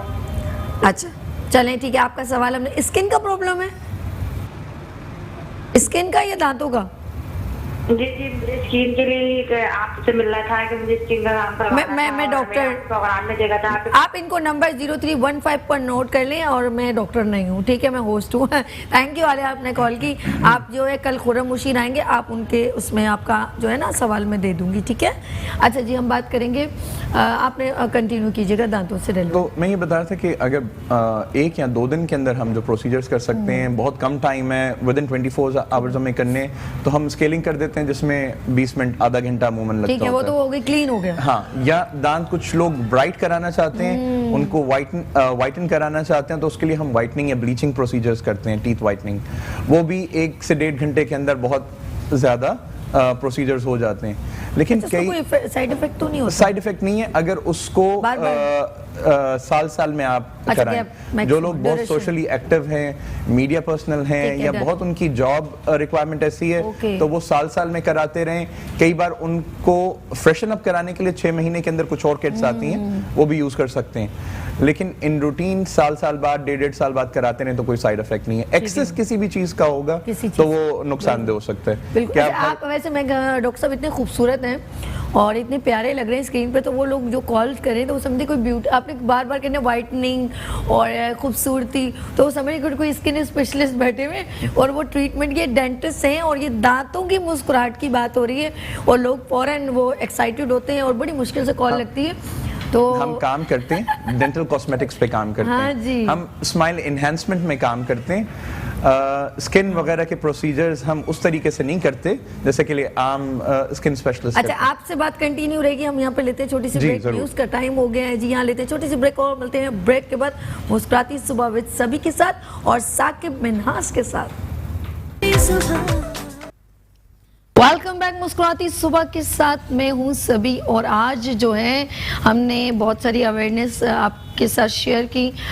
सुबह में जो थी वो सदफ अकबर थी, उन्होंने जो है बच्चों को या हम लोगों को कुछ जानवरों से महफूज कैसे रहा जा सकता है और उन्होंने कुछ बीमारियों से डिस्कस की। लेकिन अभी जो हमारा सेगमेंट है वो हमारे दांतों से रिलेवेंट है और डॉक्टर साकिब मिन्हास हमारे दरमियान मौजूद हैं। हम उनको वेलकम अगेन कहते हैं। थैंक यू सो मच हमारे साथ आपने अगेन ज्वाइन किया और अब हमारे साथ अभी और बहुत सारी बातें करनी है, लेकिन इजाजत एक छोटा सा मैसेज हम लोग नाज़रीन से शेयर कर दें। अच्छा जी, एक इन्विटेशन है और एक अवार्ड सेरेमनी हो रही है और उस अवार्ड को जो है मिस्टर जैन हैदर जो है उसका जो है वो उसका इनेकाद कर रहे हैं जी। नाम है एलाइट पाकिस्तान फाउंडेशन की जानिब से जैन हैदर, उसको ज़बरदस्त किस्म का इस अवार्ड का नाम है ह्यूमैनिटेरियन अवार्ड है और इसमें जो है ये हमारे नेशनलिज्म है, एक वतन से मोहब्बत है और इसका जो है 23 नवंबर जी सैटरडे को है, ऑन 23 नवंबर को है और इसमें आप लोग प्लीज़ ज़रूर जाइएगा। ये जैन का एक इन्विटेशन है और एक इस तरह के इवेंट्स और इस तरह के अवार्ड सेरेमनी होनी चाहिए जो लोगों को अप्रिशिएट करें। जिस प्रोग्राम में, जिस अवार्ड्स में नेशनलिज्म हो, पाकिस्तान का नाम हो, हम उसको बहुत पसंद करते हैं और बहुत जल्द जो है जिसमें इंसानियत का जिक्र हो और हम इंशाल्लाह बहुत जल्द जैन आपको इस अपने मॉर्निंग शो में भी इन्वाइट करेंगे। Thank you so much. अच्छा, बात करेंगे क्योंकि पाकिस्तान में साकिब साहब भी हैं और इस वक्त हमारे काफ़ी लोगों को आप ट्रीट भी कर रहे हैं, तो ज़्यादा कौन सी टाइप से पेशेंट्स की? देखिए, क्लिनिक्स में तो हर किस्म के पेशेंट्स आते हैं ना, बच्चे भी आते हैं, हाँ, बुजुर्ग भी आते हैं। बच्चे जिनके दांतों में डेंटल पेन की कंप्लेन हो रही होती है, पेरेंट्स उनको लेके आते हैं, फिर उनकी उसी हिसाब से मुख्तलिफ रेमेडीज होती हैं। कई जगहों पे पॉसिबिलिटी होती है कि फिलिंग हो जाए, कई जगहों पे दांत को निकाल देना पड़ता है, लेकिन बच्चों में ये बेहतर समझा जाता है कि दांतों को महफूज करके वहीं रखें जब तक कि पक्का दांत नहीं आ जाता और वो पक्का दांत उस दूध के दांत को रिप्लेस करे। अगर दूध के दांत को जल्दी निकाल दिया जाए तो पक्का आने वाला दांत अंदर से या बाहर से निकलेगा और उसको फिर ठीक करने के लिए ब्रेसेस की ज़रूरत होगी। हमारे यहाँ रिवाज और रुझान नहीं है, फ्रीक्वेंट विजिट्स होने चाहिए, हर 3 महीने के बाद ज़रूर डेंटिस्ट को चेकअप करवाना चाहिए और क्लिनिक्स के ऊपर अमूमन लोग लेट पहुंचते हैं। अभी जिस तरीके से हम ब्राइड एंड ग्रूम के हवाले से भी बात कर रहे थे कि वो लोग भी ऐन मौके पर पहुंचते हैं। अगर लोग प्लान करके रखें, कई बार ऐसे होता है कि लोग इंटरनेशनल ट्रिप पे आते हैं शादियां अटेंड करने के लिए या ईद या दीगर मौक़ों को अटेंड करने के लिए और वो 2 हफ्ते के लिए, 5 दिन के लिए, कम दिन के लिए आते हैं, लेकिन और ट्रीटमेंट के लिए चाहते हैं कि उनके पैसे भी बच जाएं क्योंकि वहाँ बहुत एक्सपेंसिव है। यूरोप में, अमेरिका में, ऑस्ट्रेलिया में या और ममालिक में जो फर्स्ट वर्ल्ड कंट्रीज़ में हैं उनके यहाँ हमारे यहाँ से 10 गुना कीमत ज़्यादा है, तो वो लोग अपने पैसे सेव करना चाहते हैं। वहाँ पे क्यों इतना एक्सपेंसिव है? कुछ रीजन होगा ना इसका? बहुत सारी चीज़ें एक तो स्पेशलाइज्ड हैं, उसकी लोगों की जो पर कैपिटा इनकम है वो फ़र्क है। हमारे यहाँ जो स्किल्ड लेबर है वो बहुत चीप है, चाइना में बहुत चीप है, बांग्लादेश में बहुत चीप है। तो जब हम यहाँ से कोई भी चीज़ बना के भेजते हैं तो वो सस्ती भेजी जाती है और वहाँ से ख़रीदने और बेचने वालों को प्रॉफिटेबिलिटी ज़्यादा होती है। जो यहाँ से एक्सपोर्ट करते हैं, मिसाल के तौर पे कोई चीज़ $2 की बेचते हैं, वो $20 की बेचता है वहाँ पे स्टोर पे रख के। तो एक तो ये वजह है। हमारा प्रॉब्लम ये है कि हम कोई चीज़ बनाते नहीं है। अच्छा। हमारे यहाँ डेंटिस्ट्री में भी या कॉस्मेटिक्स में भी जो भी चीज़ें हैं वो बाहर से आती हैं, वो और कॉम्प्रोमाइज़ नहीं कर सकते आप किसी थर्ड ग्रेड मुल्क के या थर्ड ग्रेड कंपनी को इस्तेमाल नहीं कर सकते। उसमें अमूमन ब्रांडेड कंपनीज होती हैं। हम लोग ब्रांड कॉन्शियस हो गए ना, हमें पता है कि बाहर की चीज ही रिलायबल है, यहाँ की चीज नहीं है। आई थिंक हम बनाते नहीं है, हम सुई तक नहीं बनाते। हम सुई के लिए भी चाइना पे डिपेंडेंट हैं। हम किसी भी किस्म की टेक्नोलॉजी के लिए भी चाइना पे, यूरोप पे, जापान पे या अमेरिकन के ऊपर डिपेंडेंट है। चलिए लेट्स सी, वो हम बात कर रहे थे, आप बताइए। तो ये बात है कि बिफोर वो लोग पैसे बचाना चाहते हैं, लेकिन उस ट्रीटमेंट को करने के लिए कई बार हफ्ता 10 दिन और ज्यादा लग रहे होते हैं। तो ऐसे में ये कर लेना चाहिए कि अब तो हर कोई वेबसाइट रखता है। जैसे हमारे क्लिनिक की एक वेबसाइट है, फेसबुक पे और इंस्टाग्राम पे प्रेजेंस है। आप डॉक्टर साकिब मिन्हास या द डेंटल क्लिनिक अगर सर्च करते हैं तो आप हमें हमारी वेबसाइट पे भी चैट बैकअप के जरिए रब्ता कर सकते हैं। आपका यहाँ करीबी तो है गुलशन इकबाल में ताज कंसल्टेंट क्लिनिक्स एक बहुत मॉडर्न और नई बिल्डिंग है जिसमें हमारा बहुत ज़बरदस्त माशाल्लाह फुली इक्विप्ड क्लिनिक है हर लिहाज से। और अल्हम्दुलिल्लाह हम हर किस्म के प्रोसीजर्स वहाँ पे करते हैं। उसमें हम इम्प्लांट डेंटिस्ट्री भी करते हैं, कॉस्मेटिक्स भी करते हैं, डेंटल कॉस्मेटिक्स करते हैं और रिहैब प्रोसीजर्स भी करते हैं। हमारे दरमियान एक कॉलर है। हेलो, अस्सलाम वालेकुम, साइमा गजल जी। हेलो, अस्सलाम वालेकुम। वालेकुम अस्सलाम। मैं कराची से बात कर रही हूँ, आप कैसे हैं? अल्लाह का शुक्र है। क्या पूछना है आपने? साकिब साहब मौजूद हैं। जी, मुझे साकिब साहब से बात करनी थी। मेरी बेटी है 10 साल की। ओके। उसके दांत जब टूटने के बाद आए हैं ना, तो आगे से ना उसके काफी टेढ़े हुए दांत आए हैं और काफी साइज में बड़े भी आए हैं। ओके। एक दांत के ऊपर भी एक दांत और आया है उसका। हाय हाय। तो मुझे पूछा था कि अभी उसकी एज कम है। मैंने किसी डेंटिस्ट से मालूम किया था, उन्होंने कहा था अभी बहुत छोटी बच्ची है, कोई 1 साल पहले, जब भी थोड़ी बड़ी हो जाएगी तो इसका फिर ट्रीटमेंट शुरू करेंगे। तो मुझे आपसे पूछा था कि आप प्लीज मुझे गाइड करें कि मुझे क्या करना चाहिए, क्योंकि बहुत अजीब से लगते हैं उसके दांत। सामने के दांत हैं जी? ये सामने के दांतों के लिए आप ज्यादा कंसर्न है इस वक्त? जी, सामने जी, ऊपर के दांत? उसके जो है सामने के ही दांत हैं, ऊपर के टेढ़े मेढ़े आए सारे। ओह, ठीक है। अब वो हंसती होगी ना, चिड़िया कितनी प्यारी लगती होगी। हाँ जी जी, मुझे हेलो जी बोलिए। मुझे ये भी जानना था कि आप काइंडली इसके रीजन बता सकते हैं कि ऐसा क्यों हुआ, मुझे क्या करना चाहिए इसके लिए? अच्छा जी, बहुत शुक्रिया। आपने जो है गजल साहब, आपने सीमा गजल आपने बताया था। चलिए, बहुत शुक्रिया आपने कॉल की। अच्छा डॉक्टर साहब, अब बताइए जो बच्चों के टेढ़े मेढ़े इनके सवाल के 2 हिस्से हैं ना। ठीक है। एक तो प्रॉब्लम हो गई है, ये जानना चाह रही है कि इसका ट्रीटमेंट कब होना चाहिए। ठीक है। ट्रीटमेंट ज्यादा बेहतर है कि 12 साल तक ये वेट कर लें। ओके। और 12 साल के बाद ब्रेसेस या अलाइनर्स के जरिए। ये दूध के दांत हैं जो गिर गए हैं और उसके बाद? दूध के दांत गिर गए हैं और दांत आगे पीछे आ रहे हैं, जहां डबल टीथ हो रहे हैं उनको निकलवा लें। अगर ब्रेसेस करवाएंगी, इनको ब्रेसेस कराने पड़ेंगे या अलाइनर्स के जरिए दांत बच्चे के ठीक करवाने पड़ेंगे। उसके लिए सही उम्र है 12 साल। 12 साल में सारे के सारे पक्के दांत मुंह में आ जाते हैं। अगर चाहिए अभी से ट्रीटमेंट शुरू करवाएंगी तो ट्रीटमेंट में वक्त ज्यादा लगेगा। ओके।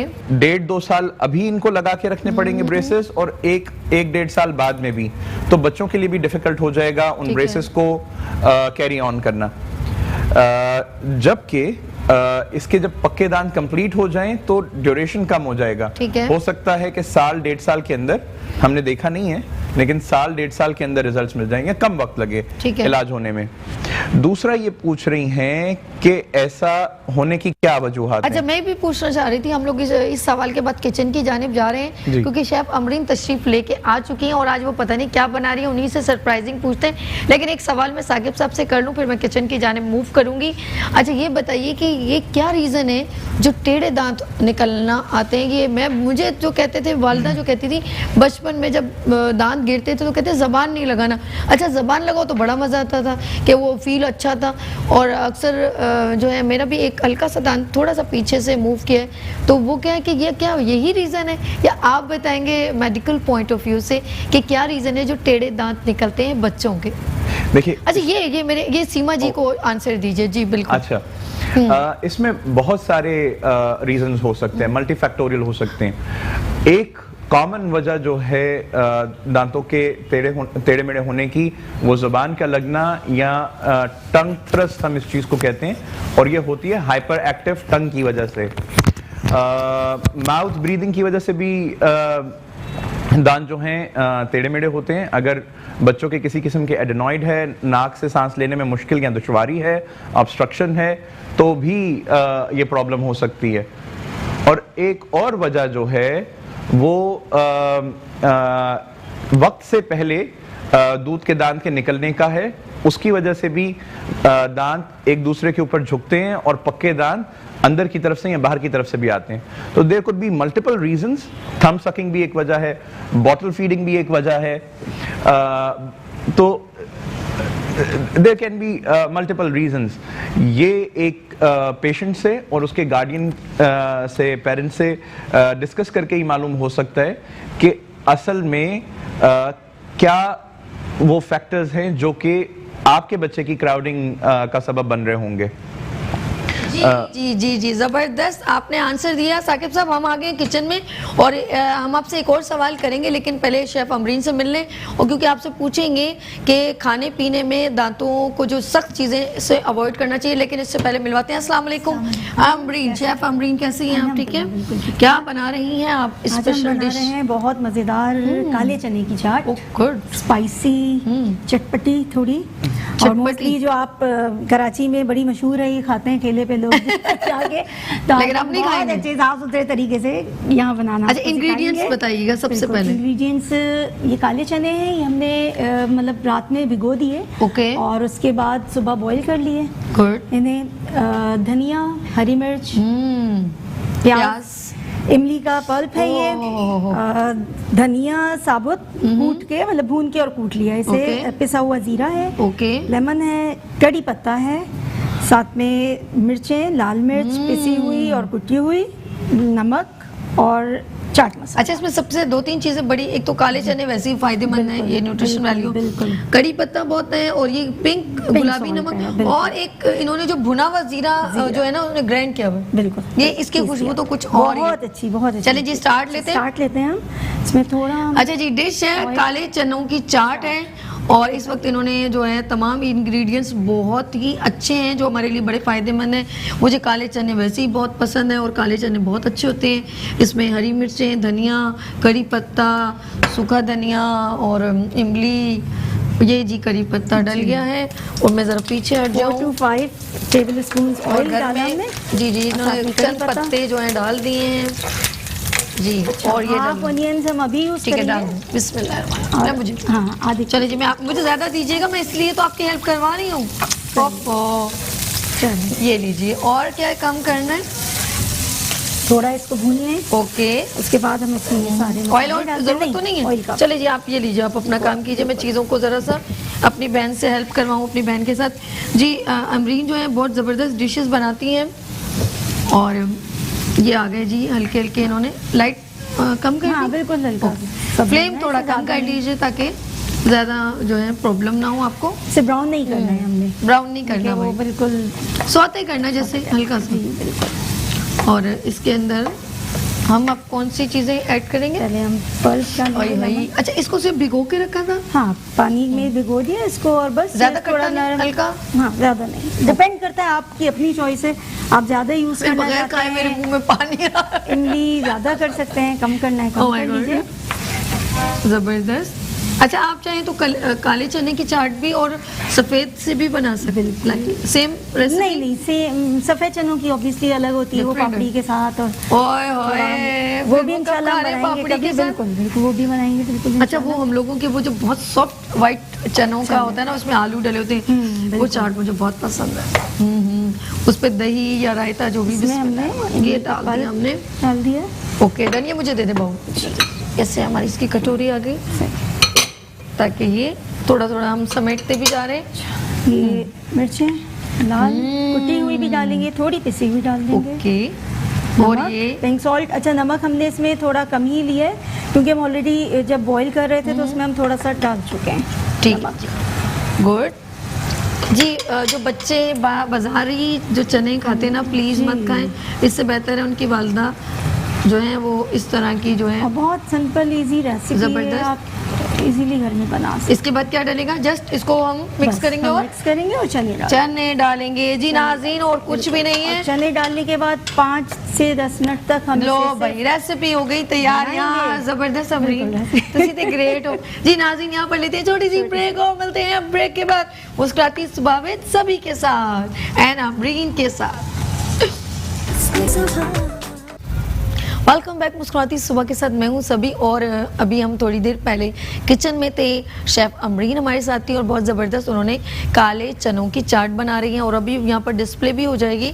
अच्छा, खाने पीने की बात हो रही है, डॉक्टर साहब मौजूद हैं और हमारे जो है मेन इन्हिसार करता है खाने का इस च्युइंग यानी कि चबाने से, और हमारे लिए दांत बहुत ज़रूरी हैं। इनकी कीमत उनसे पूछें जो ग्लास के अंदर दांत रख के बैठे होते हैं और वो लगा के फिर खाते हैं। ऐसा है कि नहीं डॉक्टर साहब? जी। और ये हम मिस्टेक कहाँ करते हैं, या सख्त चीज़ों को दांतों को यूज़ करते हैं, तब हमारे दांत ऐसे बेचारे कमज़ोर हो जाते हैं। जैसे हड्डी तोड़ने का हो गया, अखरोट तोड़ दिया, तो ये इसके कुछ साइड इफ़ेक्ट होते हैं? बिल्कुल। जब हम खाना खाते हैं, हम अपनी ज़ुबान में इसको मेस्टिकेशन कहते हैं ना, खाना चबाने को। जब खाना चबाते हैं तो हमारे जॉज यानी कि जबड़े बे इंतहा फोर्स लगाते हैं दांतों की मदद से। जब ये आप बहुत सख्त चीज़ों को चबाएंगे या दांतों के दरमियान उनको रख के उनको तोड़ने की कोशिश करेंगे तो उससे आपके दांत ब्रेक कर सकते हैं, चिप ऑफ हो सकते हैं, टूट सकते हैं। तो इसको अवॉइड करना चाहिए। जब हम जॉ क्लोज करते हैं तो 40-50 पाउंड से लेके 80 to 100 पाउंड तक एक दांत के ऊपर फोर्स लग रही होती है। और अखरोट जैसी कागजी अखरोट तो हाथ से भी टूट जाते हैं, लेकिन सख्त अखरोट वगैरह को तोड़ना या इस किस्म की हैबिट्स को अवॉइड करना चाहिए ताकि आप अपने जिस्म के इन बहुत अहम हिस्सों को, अपने दांतों को महफूज रख सकें। बहुत सारे लोग और हैबिट्स करते हैं। कुछ लोग काम करते हुए पेन चबाते रहते हैं, पेन का कैप चबाते रहते हैं। कुछ लोगों को पेपर क्लिप्स जो हैं उनको मुंह में रख के काम कुछ ना कुछ करने की आदत है। फिर प्रोफेशनल इलेक्ट्रिशियंस हैं, प्लम्बर्स हैं, कारपेंटर्स हैं, मैकेनिक्स हैं, ये कोई ना कोई चीज़ अपने मुंह में रख रहे होते हैं। या इलेक्ट्रिशियन तार छीलता है, उससे दांत आपके ख़राब डैमेज हो सकते हैं। रगड़ लगती है और एक टाइम आता है रिपीटेड करने की वजह से वो डैमेज होते हैं। मुझे तो हैरान हो गई जब मैंने एक वीडियोग्राफिक करवा रही थी काम, तो मैंने कहा कहते मेरी ना बहन के शौहर फौत हो गए। मैंने कहा क्यों, क्या हुआ? कह रहा वो बस रात को दोस्तों में बैठे थे, सेफ्टी पिन नहीं होती है जी। उससे कहीं उसके दांत में कुछ फंसा, उसने उससे निकाल दिया।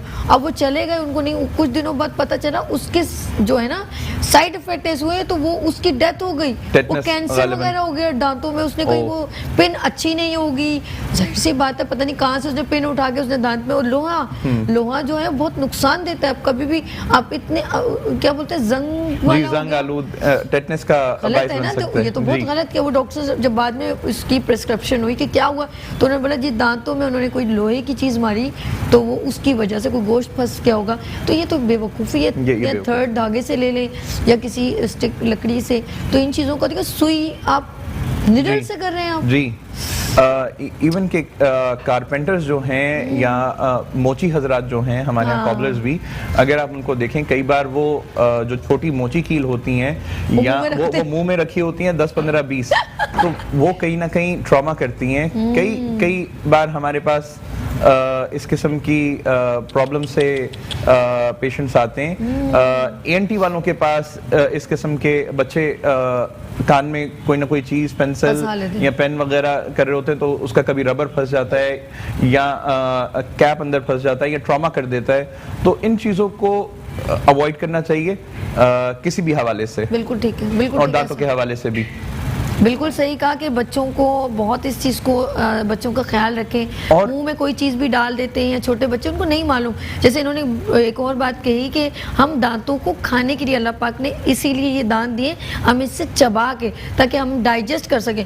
इसलिए थोड़ी कि आप पेन का ढक्कन मुंह में डाल दें या किसी सुई से आप अपने दांतों में फंसा हुआ गोश्त निकालना शुरू कर दें, या किसी भी बोतल जब नहीं खुल रही तो उसके दांतों से आप खोल रहे हैं। आप इतनी हार्ड चीज़ों को इन दांतों के लिए नहीं है। ये रोटी जैसी, चावल है, ये कुछ आप ऐसी चीज़ों को चबाने के लिए अल्लाह पाक ने इसलिए दिए आपको, इसलिए नहीं कि आप इनके साथ खेलना शुरू कर दें तो क्या उसके साइड इफेक्ट फिर देख लें कि क्या क्या होता है। जी, खुराक को खाने के लिए। और हम तो बात कर रहे हैं कि ये डैमेज कर सकते हैं उन लोगों के दांतों को जिनके दांत बिल्कुल माशाल्लाह हेल्दी हैं, लेकिन जिन लोगों के दांतों में कैविटीज़ हैं, दांत ऑलरेडी ख़राब हैं, उनके दांत तो और ज़्यादा शदीद फ्रैक्चर हो सकते हैं और इजीली फ्रैक्चर कर सकते हैं। अच्छा, रुखसाना जैदी हमारे दरमियान कॉलर है। डॉक्टर साहब, अगर आपकी क्लिनिक पे कोई हमारे चैनल के भी आप पे चले जाए, कोई डिस्काउंट तो ऑफर करें।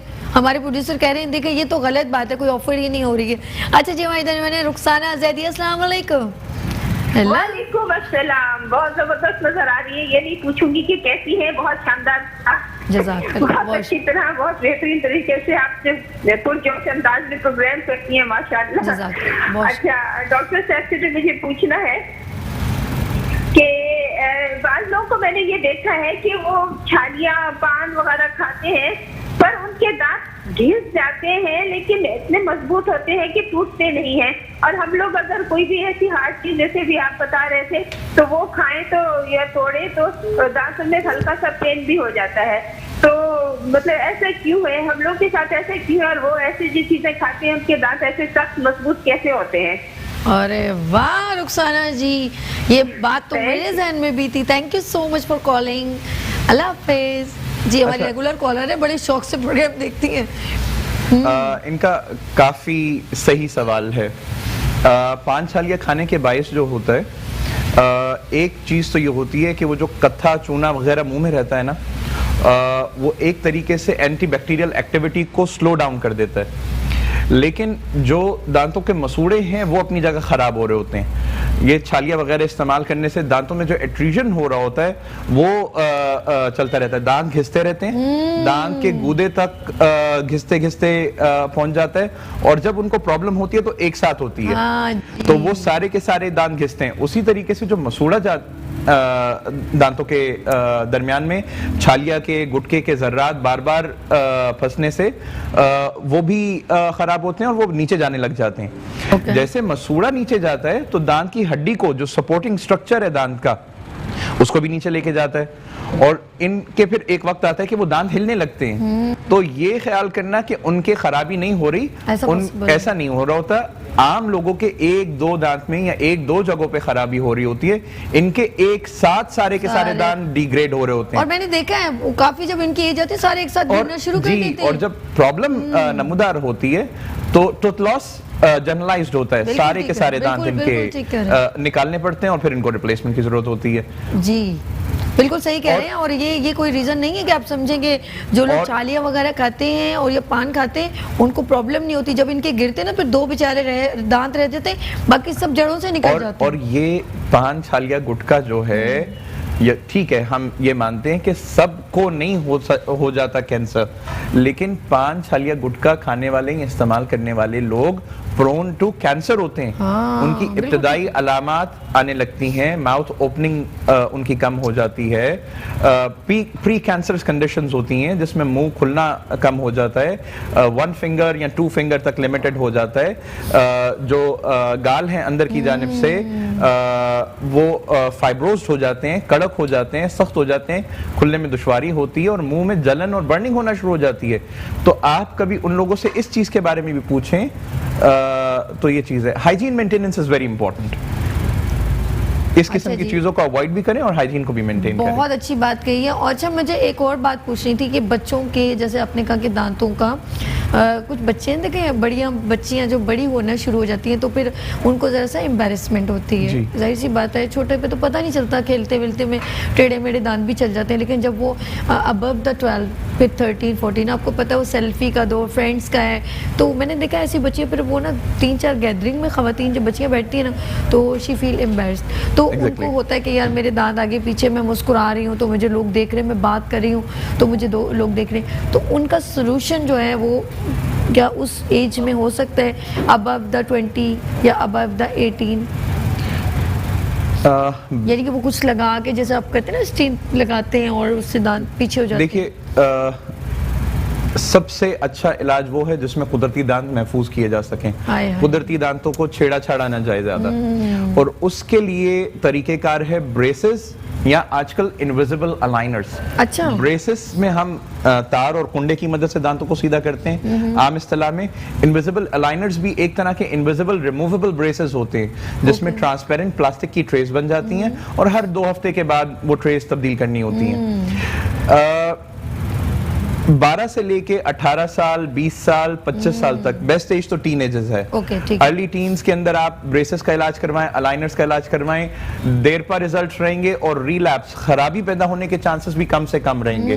जितनी लेटर एजेस में कराएंगे, 25 साल, 30 साल, 35 साल, 40 साल में अगर आप कराएंगे तो इन उम्रों में अगर ब्रेसेस या लाइनर्स कराएंगे तो उसमें खराबी होने के चांसेस रहेंगे, रिलैप्स होने के चांसेस रहेंगे, और आपको उसके लिए रिटेनर्स जो कि दांतों को अपनी जगह पे रखते हैं ब्रेसेस के बाद, उनको हर वक्त या ज्यादा मुद्दत के लिए पहनना होगा।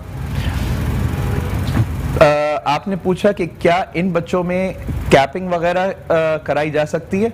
अगर कभी जरूरत हो तो किसी दांत को रूट कैनाल करना पड़े या ठीक करना पड़े या कोई दांत ज्यादा चिप ऑफ हो जाए तो करना पड़ता है, लेकिन उसके लिए भी 18-20 साल की एज तक वेट किया जाना चाहिए, या कोई टेम्पररी कैप या आर्जी कैप किया जाता है, और 18 से 20 साल की उम्र के बाद रिप्लेसमेंट ऑप्शंस होते हैं। इसी तरीके से किसी का टूथ लॉस अर्ली हो गया हो, परमानेंट टूथ का, पक्के दांत का अगर निकल गया हो, किसी वजह से खराब हो गया हो, निकालना पड़ गया हो, उसकी जगह कई लोग पूछते हैं कि इम्प्लांट हम कराना चाहते हैं, तो उसके लिए भी 20 साल तक की उम्र तक वेट किया जाना चाहिए।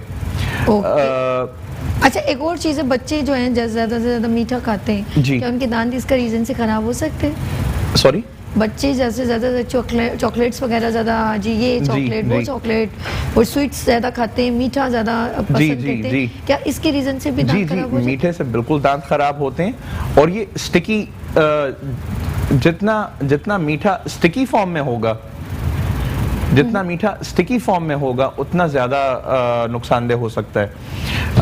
और फ्रीक्वेंसी दिन अच्छा, में खाने की बात आपने इसको डिटेल में बताना है। शेफ अमरीन बिल्कुल रेडी हो गई है डिश लेके, हम उनको वेलकम करें। जी आ जाए अमरीन, और यकीन करें इतनी प्यारी खुशबू आ रही थी। प्लीज आप ये यहाँ रखें और इनकी डिश देखें, और जब आप भून रही थी ना, बैठे अमरीन, आउटस्टैंडिंग आपने डिश जो है प्रेजेंट की है, और ये देखें जी नाज़रीन, अमरीन के है चना चाट जो है आउटस्टैंडिंग। कैसा लगा डॉक्टर साहब? जबरदस्त। अच्छा, जब भून रही थी खुशबू आई थी ना धनिया की। जी बिल्कुल। कड़ी पता। अच्छा, डॉक्टर साहब के मुंह में पानी आ रहा है, इसमें इमली ज़्यादा डाले। अच्छा जी, हम लोग इसको बिल्कुल टेस्ट भी करेंगे। बच्चे जो हैं नमकीन चीज़ों से ज़्यादा मीठे को बहुत पसंद करते हैं, जैसे चॉकलेट्स हैं फौरन लेंगे, स्वीट्स ले लेंगे शॉप पे जाके, तो उन बच्चों के जो छोटी उम्र के 4 साल 5 साल दांत खराब होने का है? जी बिल्कुल, बच्चे भी और बड़े भी। कम या ज्यादा खाना चाहिए बच्चों को? हम मशवरा ये देते हैं कि मीठा खाना चाहिए, लेकिन कोई दिन में एक आध वक्त होना चाहिए और विद द मील होना चाहिए। आप सुबह देना चाहते हैं उनको नाश्ते के साथ, या दोपहर के खाने के साथ रिवॉर्ड देना चाहते हैं, या रात के खाने के साथ रिवॉर्ड देना चाहते हैं, तो आप उनको एज अ रिवॉर्ड किसी एक टाइम दें, लेकिन मेकिंग इट अ हैबिट कि हर दफा हर वक्त वो खाते रहे, हर वक्त स्नैकिंग करते रहे, दिन में 5, 6, 7 दफा कभी चॉकलेट खाएं, कभी टॉफी खाएं, कभी केक खाएं, कभी जूस पिएं, इस चीज को अवॉइड करना चाहिए। बहुत सही बात। बार बार खाना जो है ये ज्यादा नुकसानदेह, और इसमें जो मीठे में स्टिकी फॉर्म है, जो कि जैसे चॉकलेट्स हैं, जैसे कि कई कैंडीज हैं, कई जेलीज हैं जो कि फंसी रह जाती हैं और जम जाती हैं। जेली से याद है, अल्लाह सही कहा, वो तो जेली वाकई में चिपक जाती है। जी, चिपक जाती हैं। कई चॉकलेट्स ऐसी होती हैं, चॉकलेट नुमा टॉफियां होती हैं, बिल्कुल ठीक है, कि वो स्टिक कर जाती हैं, ये ज्यादा नुकसानदेह। फ्रीक्वेंसी ज्यादा टॉर्मेंटिंग है दांतों की हेल्थ के लिए कंपेयर टू द क्वांटिटी जो है आपकी सेहत के लिए ज्यादा नुकसानदेह है मीठे की। अच्छा, मुझे अपने वो मीठे के, मैं कल मेरा शो देखना प्लीज ना भूलिएगा। कल का जो सुबह का मैसेज है ना, वो सारा आपकी उन यादों से रेलेवेंट है जो आप कहेंगे यार काश वो मेरा बचपन वापस आ जाए। मुझे अब इनकी बातों से वो अपनी गाय की तो वो जो नहीं वो अंडे होते थे बीपी के अंडे, अब वो उसका बॉक्स खोलते थे, उसमें से वो छोटे छोटे अंडे, और वो प्योर होते, ये उस वक्त अच्छे थे। अब तो 2 नंबर वो टेस्ट ही नहीं आता, तो वो इतने मजे के लगते थे। वो एक इतनी सी डिबिया होती थी, और मेरा दिल कर रहा वो तमाम चीजें काश मुझे दोबारा मिल जाए, मैं लोगों को दिखाऊं। तो वो बीपी के अंडे होते थे, वो हम बड़े शौक से, गाय की टॉफी बहुत शौक से खाते थे, फंटा सी टॉफी होती थी खट्टी मीठी, वो बड़े मजेदार थी, और लॉलीपॉप जो होता था ना वो, ये तमाम चीजें। लेकिन हम लोगों ने कभी भी इतनी क्वांटिटी में नहीं खाते थे। 1 दिन 2 दिन में कहीं एक चीज ले ली और खा ली, ये नहीं कि डेली हमने जाके 3 बार जो है वो उसे दोहराए। जो आपने बिल्कुल अच्छी बात कही है, पहले में और अब में चीजों में फर्क आता जा रहा है। अब पेरेंट्स बच्चों को उस तरीके से बाहर नहीं भेजते जैसे पहले भेज दिया करते कि हाँ जी शाम का टाइम है, आप ये अपनी पॉकेट मनी लें। उस वक्त रुपया 2 रुपया मिलता था, 5-10 रुपया मिलता था। आजकल बच्चे पेरेंट्स नहीं भेजते, वो स्टोर से जाके, सुपर स्टोर से जाके वो चीजें उन्होंने स्टॉक की होती हैं और ओवर द मंथ देते रहते हैं। अब उनके पास पड़ी होती हैं, बच्चों को भी नजर आ रहा होता है, पता भी होता है कहाँ पड़ी है, और वो निकाल के देते रहते हैं। अब मदर्स वैसी नहीं है, पहले सख्ती बहुत ज्यादा होती थी, पता होता था कि मदर्स ने लॉक की हुई हैं, और आखिर साकिब साहब भी आहिस्ता आहिस्ता खुल रहे हैं और कह रहे हैं लॉक लगी हुई चीजें नहीं, और ये, अच्छा करते हैं। ये डिसिप्लिन बहुत जरूरी है, लाइफ में डिसिप्लिन बहुत जरूरी है। अभी तो दिए आराम से बैठो, अभी दिए, और अब तो बच्चा जरा सा रोता है, जाओ बेटा जाओ अलमारी से जाके ये चीजें हैं, कबर्ड से निकाल, ये चीजें ये बहुत ज्यादा है। तो फ्रीक्वेंसी को कंट्रोल करें, हैबिट्स को कंट्रोल करें, और बच्चे अगर बहुत ज्यादा मांगे तो tell them to respect the word no and understand the meaning of no. बहुत अच्छी बात कही आपने कि हम लोग को किसी चीज की रिफ्यूज करते हैं ना, उसका हमेशा हम लोग कुछ और पॉइंट ऑफ व्यू से हम लोग रीजन ले रहे होते हैं, लेकिन वो हमारे लिए बहुत जरूरी है। अमरीन कुछ सवाल करना चाहते हैं? रीजन मुझे ऐसा लगता है कि हम लोग जो है बच्चों को बैलेंस डाइट खुद भी नहीं देते जी। लाइक हम खुद बच्चों से पूछ रहे होते हैं तुमने आज क्या खाना है, क्या खाना है, और डेली हम उन्हीं की पसंद की चीजें वही बना बना के उन्हें खिलाते रहते हैं। मतलब कि हमें हर चीज देनी चाहिए बच्चों को, बिल्कुल बैलेंस डाइट नहीं है। बच्चों की अपनी लाइफ मुझे बड़ी अच्छी बात याद आई, कुछ पेरेंट्स होते हैं कहते हैं मेरा बच्चा तो चिकन के बगैर तो कुछ खाता ही नहीं, ऐसा है। कुछ घरों में गोश्त चिकन के बगैर कुछ नहीं बनता। तो आप लोग अपने बच्चों को पता है कहाँ से आदत भी, जब वो छोटे उनको पता ही नहीं है, आप उनको पालक भी खिलाएं, चुकंदर भी खिलाएं, आप उनको हर चीज, उनको दालें डिफरेंट तरीके से खिलाएं, क्या होगा उनको आदत, वो हैबिचुअल हो जाएंगे। अच्छा जी, हमारे दरमियान कॉलर है आपदा फ्रॉम जंग से। अस्सलाम वालेकुम। हेलो। वालेकुम अस्सलाम। जी आपदा, क्या पूछ रहे हैं आपने? जी जंग से आपदा बात कर रहे हैं। जी पूछिए, साकिब साहब मौजूद हैं।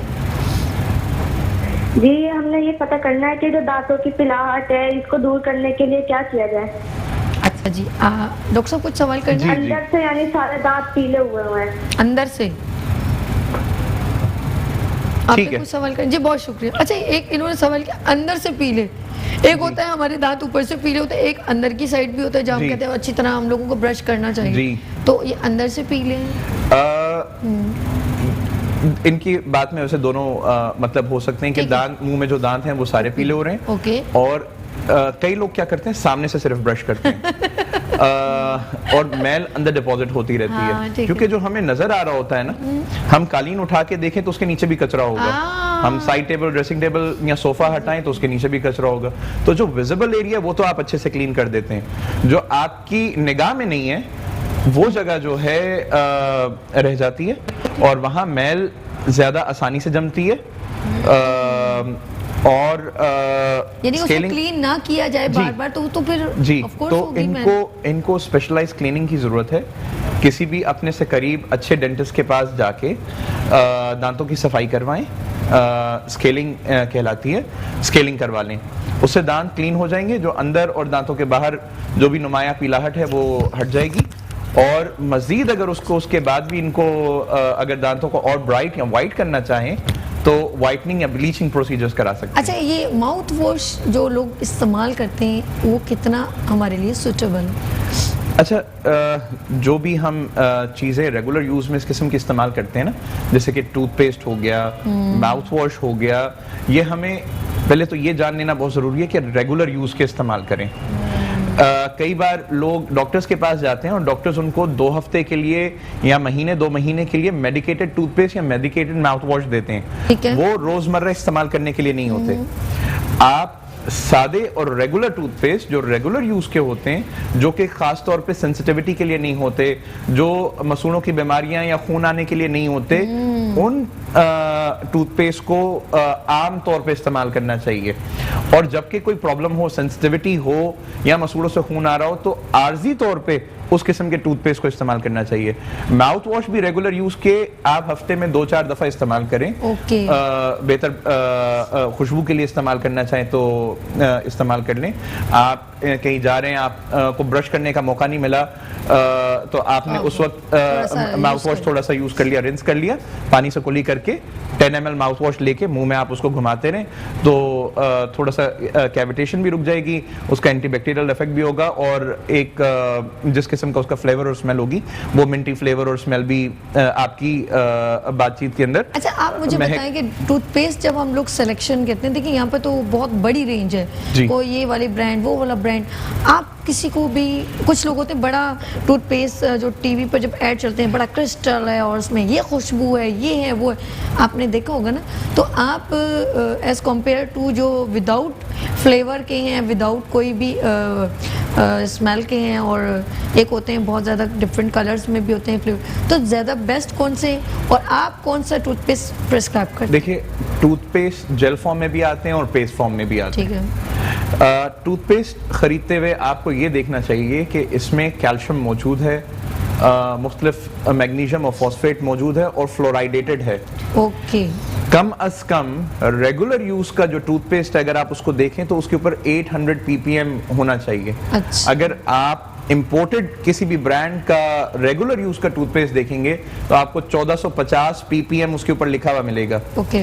तो आप ये चीज देखें कि वो अच्छे से फ्लोराइडेटेड है। फ्लोराइडेटेड टूथपेस्ट या फ्लोराइड की मौजूदगी जो है टूथपेस्ट के अंदर, वो कैविटीज को होने से रोकता है। और किसी भी टूथपेस्ट को इस्तेमाल करने का तरीका ये है कि आप अच्छे से ब्रश करें, उसके अंदर जो मौजूद कैल्शियम, मैग्नीशियम, फॉस्फेट और फ्लोराइड वगैरह है, उससे फायदा हासिल करने के लिए ब्रश करने के बाद 2-3 मिनट ब्रश करने के बाद अच्छे तरीके से 1 मिनट के लिए उस झाग को मुंह में लगा रहने दें। अच्छा। ताकि वो कैल्शियम इंटरचेंज हो आपके टूथ के स्ट्रक्चर के साथ। ठीक है। मुंह के अंदर मौजूद जो सलाइवा है वो इसको टर्न अराउंड करता है दांत और सलाइवा के दरमियान। ओके। तो जब आप ब्रश करते हैं, जब आप कुछ एसिडिक फूड लेते हैं, आप कोल्ड ड्रिंक्स पीते हैं या खाना वाना खाते पीते हैं या मीठा खाते पीते हैं, तो आपके दांतों का कैल्शियम बाहर आता है। जब आप ब्रश करते हैं या हेल्दी डाइट लेते हैं, आप मिल्क या डेयरी डाइट लेते हैं जिसमें मिल्क है, चीज़ है, योगर्ट है, इस तरह की चीज़ें लेते हैं, या आप ब्रश करते हैं, तो उस वक्त ये सारे कैल्शियम्स और ये मिनरल्स जो कि दांत की जरूरत है, ये दांत के अंदर वापस जाना शुरू करते हैं। या जिस वक्त हमारा मुंह का पीएच न्यूट्रल होता है, जब हम कुछ खा पी नहीं रहे होते, तो ये मिनरल्स जो मुंह से निकले होते हैं और सलाइवा में आ जाते हैं, ये वापस दांत रीअपटेक करता है। सिस्टम है। तो ये कुदरत का एक निजाम है और ये बैलेंस क्रिएट करता है। साकिब साहब, नेक्स्ट टाइम अपना वो एक आपके पास होगा मॉडल्स वगैरह हम ले मॉडल है जिसमें खवातीन, हमारे सॉरी लोगों को कहेंगे खवातीन को क्यों हिट करे, ऐसा नहीं, सबके लिए। तो वो एक मेथड होना चाहिए कि बेसिकली ब्रश का यूज़ कैसे किया जाता है दांतों में। कुछ लोग बहुत ज़्यादा उसके साथ WWF करते हैं, ऐसा नहीं होता। एक डायरेक्शन होता है कि भाई ब्रश को यूँ पकड़ें और दांतों के लिए यूँ इस्तेमाल, और कौन सा ब्रश जो है वो बेहतरीन है, स्मूथ सा हो, ज़्यादा उसके अंदर टिपिकल ना हो, और सॉफ्ट होना चाहिए, हार्ड उसके ब्रश के जो हैं वो ब्रश नहीं होना चाहिए, कुछ लोग ये चीज़ें जी भी हैं जी जी लोगों बिल्कुल को। हैं। ब्रश सॉफ्ट अच्छा, यूज करना आपने चाहिए। ब्रश के बारे में बताना, हम यहाँ छोटी सी जी, ब्रेक जी, ले रहे हैं जी। जी नाज़रीन, यहाँ लेते हैं छोटी सी ब्रेक और मिलते हैं ब्रेक के बाद मुस्कुराती सुबह विद सभी के साथ। वेलकम बैक मुस्कुराती सुबह के साथ, मैं हूं सभी और डॉक्टर साकिब मिनाज डेंटिस्ट इस वक्त मौजूद हैं, शेफ़ अमरीन मौजूद हैं और हम डिस्कस करें आपकी मुस्कुराहट जब आप स्माइल करें और आपके दांत खूबसूरत नजर आएँ, और खूबसूरत दांतों को बनाने के लिए बेड़ा उठा लिया साकिब मिनाज ने। और साकिब मिनाज साहब, आपका जो है क्लिनिक जो है वो गुलशन इकबाल में है, और एड्रेस ज़रा सा थोड़ा सा रिपीट कर लीजिए। हमारा क्लिनिक जो है कराची में मेन राशिद मिन्हास रोड पे मेन गुलशन चौरंगी पे एक बहुत ही मॉडर्न और ख़ूबसूरत हॉस्पिटल फैसिलिटी है, ताज कंसल्टेंट क्लिनिक्स वहाँ पर है, और हमारा बहुत ही मॉडर्न और वेल इक्विप्ड लेटेस्ट सेटअप है। आप लोगों को किसी किस्म की भी दांतों की से रिलेटेड सवालात हों, कंसर्न्स हों, तो आप वहाँ पे आ सकते हैं और हमसे रुजू कर सकते हैं। अच्छा, बात हम कर रहे थे, आप वो जो है ना ब्रश का जो है, मैं चाहती हूँ लोगों को हम सिखाएं कि कैसे ब्रश किया जाता है, और मैं सोच रही हूँ कोई अच्छी सी आप अपनी ना जहाँ पर आप जो लोगों को ट्रीट किया जाता है जी, जी। उसकी कोई डॉक्यूमेंट्री हो, ताकि हम लोगों को बताएं कि दांतों को किस तरह जो है स्केलिंग की जाती है, किस तरह उनका ट्रीटमेंट किया जाता है, कौन से इक्विपमेंट्स यूज किए जाते हैं, कैसे।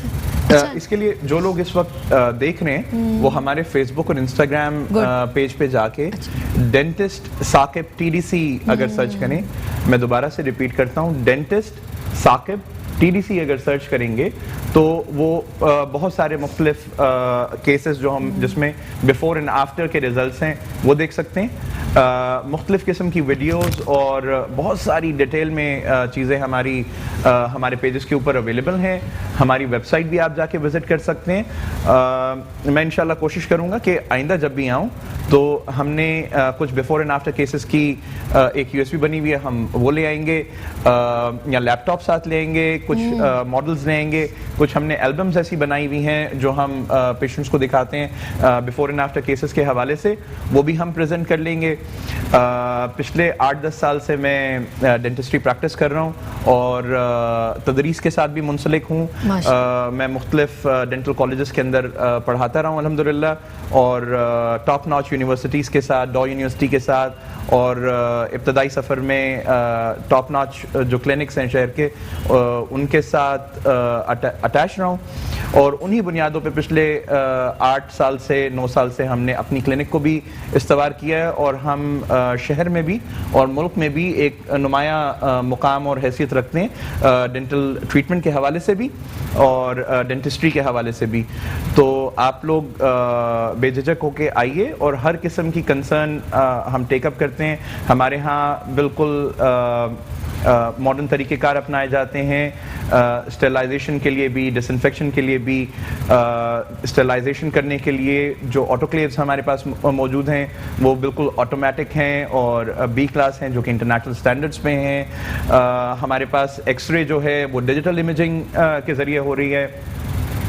हम हर किस्म की लेटेस्ट टेक्नोलॉजीज अपने क्लिनिक के ऊपर, हम एक्सरेज पोर्टेबल करते हैं, रोटरी रूट कैनाल करते हैं, जो कि रूट कैनाल सिंगल विजिट में हो जाता है, बजाय इसके कि हम मल्टीपल विजिट में 3, 4, 5 सेशंस के अंदर रूट कैनाल करें, तो हम ये करते हैं। हम कॉस्मेटिक प्रोसीजर्स कर रहे हैं अपने क्लिनिक में, जिसमें हम हॉलीवुड स्माइल ख़ास तौर पे विनियरिंग के ज़रिए हम करते हैं।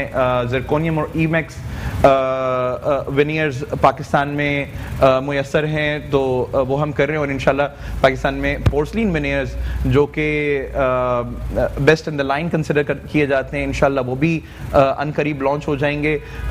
लोग इसके लिए दुबई जाते थे या सिंगापुर जाते थे, इंशाल्लाह ताला पाकिस्तान में भी ये चीज़ें डेवलप हो जाएंगी। मेडिसिन में या डेंटिस्ट्री में पाकिस्तान किसी से पीछे नहीं है अल्हम्दुलिल्लाह। हम हमारे यहाँ प्राइवेटली भी और गवर्नमेंट सेक्टर में भी हर किस्म की सहूलियात मैसर हैं। सिर्फ अहम ये है कि आप सही लोगों को और सही जगहों को का तयन कर सकें, मुंतखब कर सकें और वहाँ पहुँचकर अपनी तसल्ली के मुताबिक इलाज करा सकें। बेहतरीन बेहतरीन जी। डॉक्टर जो है साकिब मिनाज ने बहुत ही डिटेल में आपसे बात की है और इस मॉर्निंग शो का मकसद ये है कि आप तक ज़बरदस्त किस्म की अवेयरनेस जाए, लोगों की नो हाउ बढ़ती है, जब अवेयरनेस बढ़ती है तो पता चलता है कि वो अब उन्होंने क्या करना है। सम टाइम होता है वो ऐसे ही बस आए गई करते रहते हैं और वो जो बीमारी है वो आगे जाके आपके लिए डेंजरस हो जाती है। साकिब साहब बहुत शुक्रिया आपका, आपने हमें ज्वाइन किया और आपने जो जो बातें कही ना तो हम उनको भी हम और मैं इसमें सिर्फ एक आखिरी बात ये ऐड करूंगा कि जो लोग ट्रैवल करते हैं, बाहर से आते हैं जी शादियों के लिए या ब्राइड एंड ग्रूम, वो अपने पास कुछ वक्त रख के इलाज के लिए आएँ ताकि हम उनकी एक्सपेक्टेशंस के मुताबिक उनको ट्रीट कर सकें और उनको वो स्माइल दे सकें जिससे उनकी एल्बम्स और पिक्चर्स और उनके वो खुशगवार लम्हात और खुशगवार बन सकें। क्या बात है, thank you so much Amreen, आपका भी बहुत शुक्रिया। अच्छा जी, इनका तो मैंने कर लिया शुक्रिया, अब मैं करूंगी अपने नाज़रीन से बात। अब वो नाज़रीन क्या है, नाज़रीन से बात क्या है वो बहुत इंपॉर्टेंट है। सबसे पहले तो मैं रिपीट करना चाहूँगी फायज़ा ब्यूटी क्रीम का मैसेज। वो क्या है कि वो ख़वातीन, वो एंटरप्रेन्योर्स वुमेन्स, वो एम्पावरिंग वुमेन्स जो डिफरेंट जो है काम करेंगे लेकिन फाइनेंशियली स्ट्रॉन्ग नहीं है, उनके लिए Faiza beauty cream Punia brothers ने स्पेशल आप लोगों के लिए गिफ्ट दिया है। वो क्या है कि आप लोग अगर फाइनेंशियली स्ट्रॉन्ग नहीं है तो हम उनका हेल्पिंग हैंड बनेंगे और इंशाल्लाह उनके रोज़गार में इजाफा होगा और उनको वो चीज़ प्रोवाइड करेंगे जो उनकी नीड है, जैसे सिलाई मशीन हो गई या कोई भी ऐसी इक्विपमेंट्स जिससे आप अपने घर का जो है वो गुजर बसर कर रहे हैं और उनके लिए कोई फाइनेंशियली प्रॉब्लम है। ये है फायज़ा ब्यूटी क्रीम का मैसेज। और फ़ौरन हमसे जो जितनी ख़वातीन हैं जो समझती हैं कि उनको सपोर्ट की ज़रूरत है तो वो हमें कॉन्टेक्ट करें 03158248 ये मैसेज हो गया फायज़ा ब्यूटी क्रीम की जानिब से। अब जी हैं अर्श मीडिया प्रेजेंट्स। अर्श मीडिया आपके लिए ज़बरदस्त किस्म का क्या लेकर आ रहा है जी। अर्श media presents beauty icon award, beauty icon award, beauty seminar and beauty workshop आपके लिए मैरियट होटल में 25 नवंबर को। फ़ौरन आप लोगों ने रजिस्ट्रेशन करवानी है क्योंकि हम उन ख़वातीन को अप्रिशिएट करें जिन्होंने ब्यूटी इंडस्ट्री में बहुत अच्छी अपनी काविशें दिखाई हैं और बहुत अच्छा प्रेजेंट्स किया है और उनका एक्सपीरियंस जो है बहुत ऑसम है, तो हम उनको अप्रिशिएट करें। और ब्यूटी आइकॉन अवार्ड उन्हीं ब्यूटिशियंस के लिए हैं जिन्होंने अच्छी गुड सर्विसेज अपने सैलून्स में जो है स्पेंड किया है अपना टाइम और लोगों को सिखाने में अपनी जो है मदद की है ख़वातीन की और अच्छा काम प्रेजेंट किया। ये है ब्यूटी आइकॉन अवार्ड। और इस तरह ब्यूटी इंडस्ट्रीज़ में जो है सीनियर लोग भी मौजूद हैं, रुहाना इकबाल हैं, सबिया साकिब हैं, नबीलाज हैं और बहुत सारे लोग हैं जिन्होंने बहुत सारा अच्छा काम प्रेजेंट्स किया है। और हम उन टीचर्स को भी जिन्होंने अपने इंस्टीट्यूट को, वोकेशनल सेंटर्स को रन करेंगे, उनमें बहुत सारे टीचर्स हैं, उनको भी ब्यूटी आइकॉन अवार्ड मिल रहा है और उनको भी मिल रहा है जो बेस्ट कॉस्मेटिक्स हैं जो डिफरेंट आपकी खूबसूरती में इजाफा करती हैं, तो उनमें भी हम लोगों ने ब्यूटी आइकॉन अवार्ड प्रेजेंट किया है। इसके अलावा वो ख़वातीन जो सीखना चाहती हैं तो वो सेमिनार उसमें इसीलिए रखा है ताकि आप डिफरेंट सेगमेंट से कुछ सीख सकें, तो वो ब्यूटिशियन फ़ौरन रब्ता करें। इसके अंदर एक ब्राइडल मेकओवर है, मॉडल मेकओवर है और फिर हेयर से रिलेवेंट बहुत सारी प्रॉब्लम्स हैं, उसकी भी डिस्कशन होगी। तो आप आपने फ़ौरन रजिस्ट्रेशन करवानी है 0344206902 पे। जी हाँ, फ़ौरन आप लोग जो है हमसे रब्ता करें। और ये आ रहा है आपके लिए एक्सक्लूसिव ब्यूटी आइकॉन अवार्ड। जी हाँ, beauty icon award eight Marriott hotel, beauty icon award और ब्यूटी सेमिनार और है ब्यूटी वर्कशॉप। और वो ब्यूटिशियंस फ़ौरन रेडी हो जाएं जो कुछ सीखना चाहती हैं। मुझे एक 2-3 कॉल्स ऐसी आई हैं जो डिफरेंट कंट्री से जो ब्यूटिशियंस है वो कुछ दिनों के लिए यहाँ पर आई हैं। उनका सैलून तो नहीं है लेकिन उन्होंने कहा हम आपकी जो वर्कशॉप है वो अटैम्प्ट करना चाहते हैं, सेमिनार्स को अटैम्प्ट करना चाहते हैं, तो मोस्ट वेलकम। इसका रजिस्ट्रेशन जस्ट 3000 है। 25 नवंबर को beauty icon award, beauty workshop and beauty seminars का इनेकाद किया जा रहा है। तो फ़ौरन आपने रब्ता करना है 0315824870 पे। अपना बहुत ख्याल रखिएगा। इंशाल्लाह कल फिर इसी नए जज्बे, नई उमंग के साथ सभी हाजिर होंगी। अल्लाह हाफ़िज़।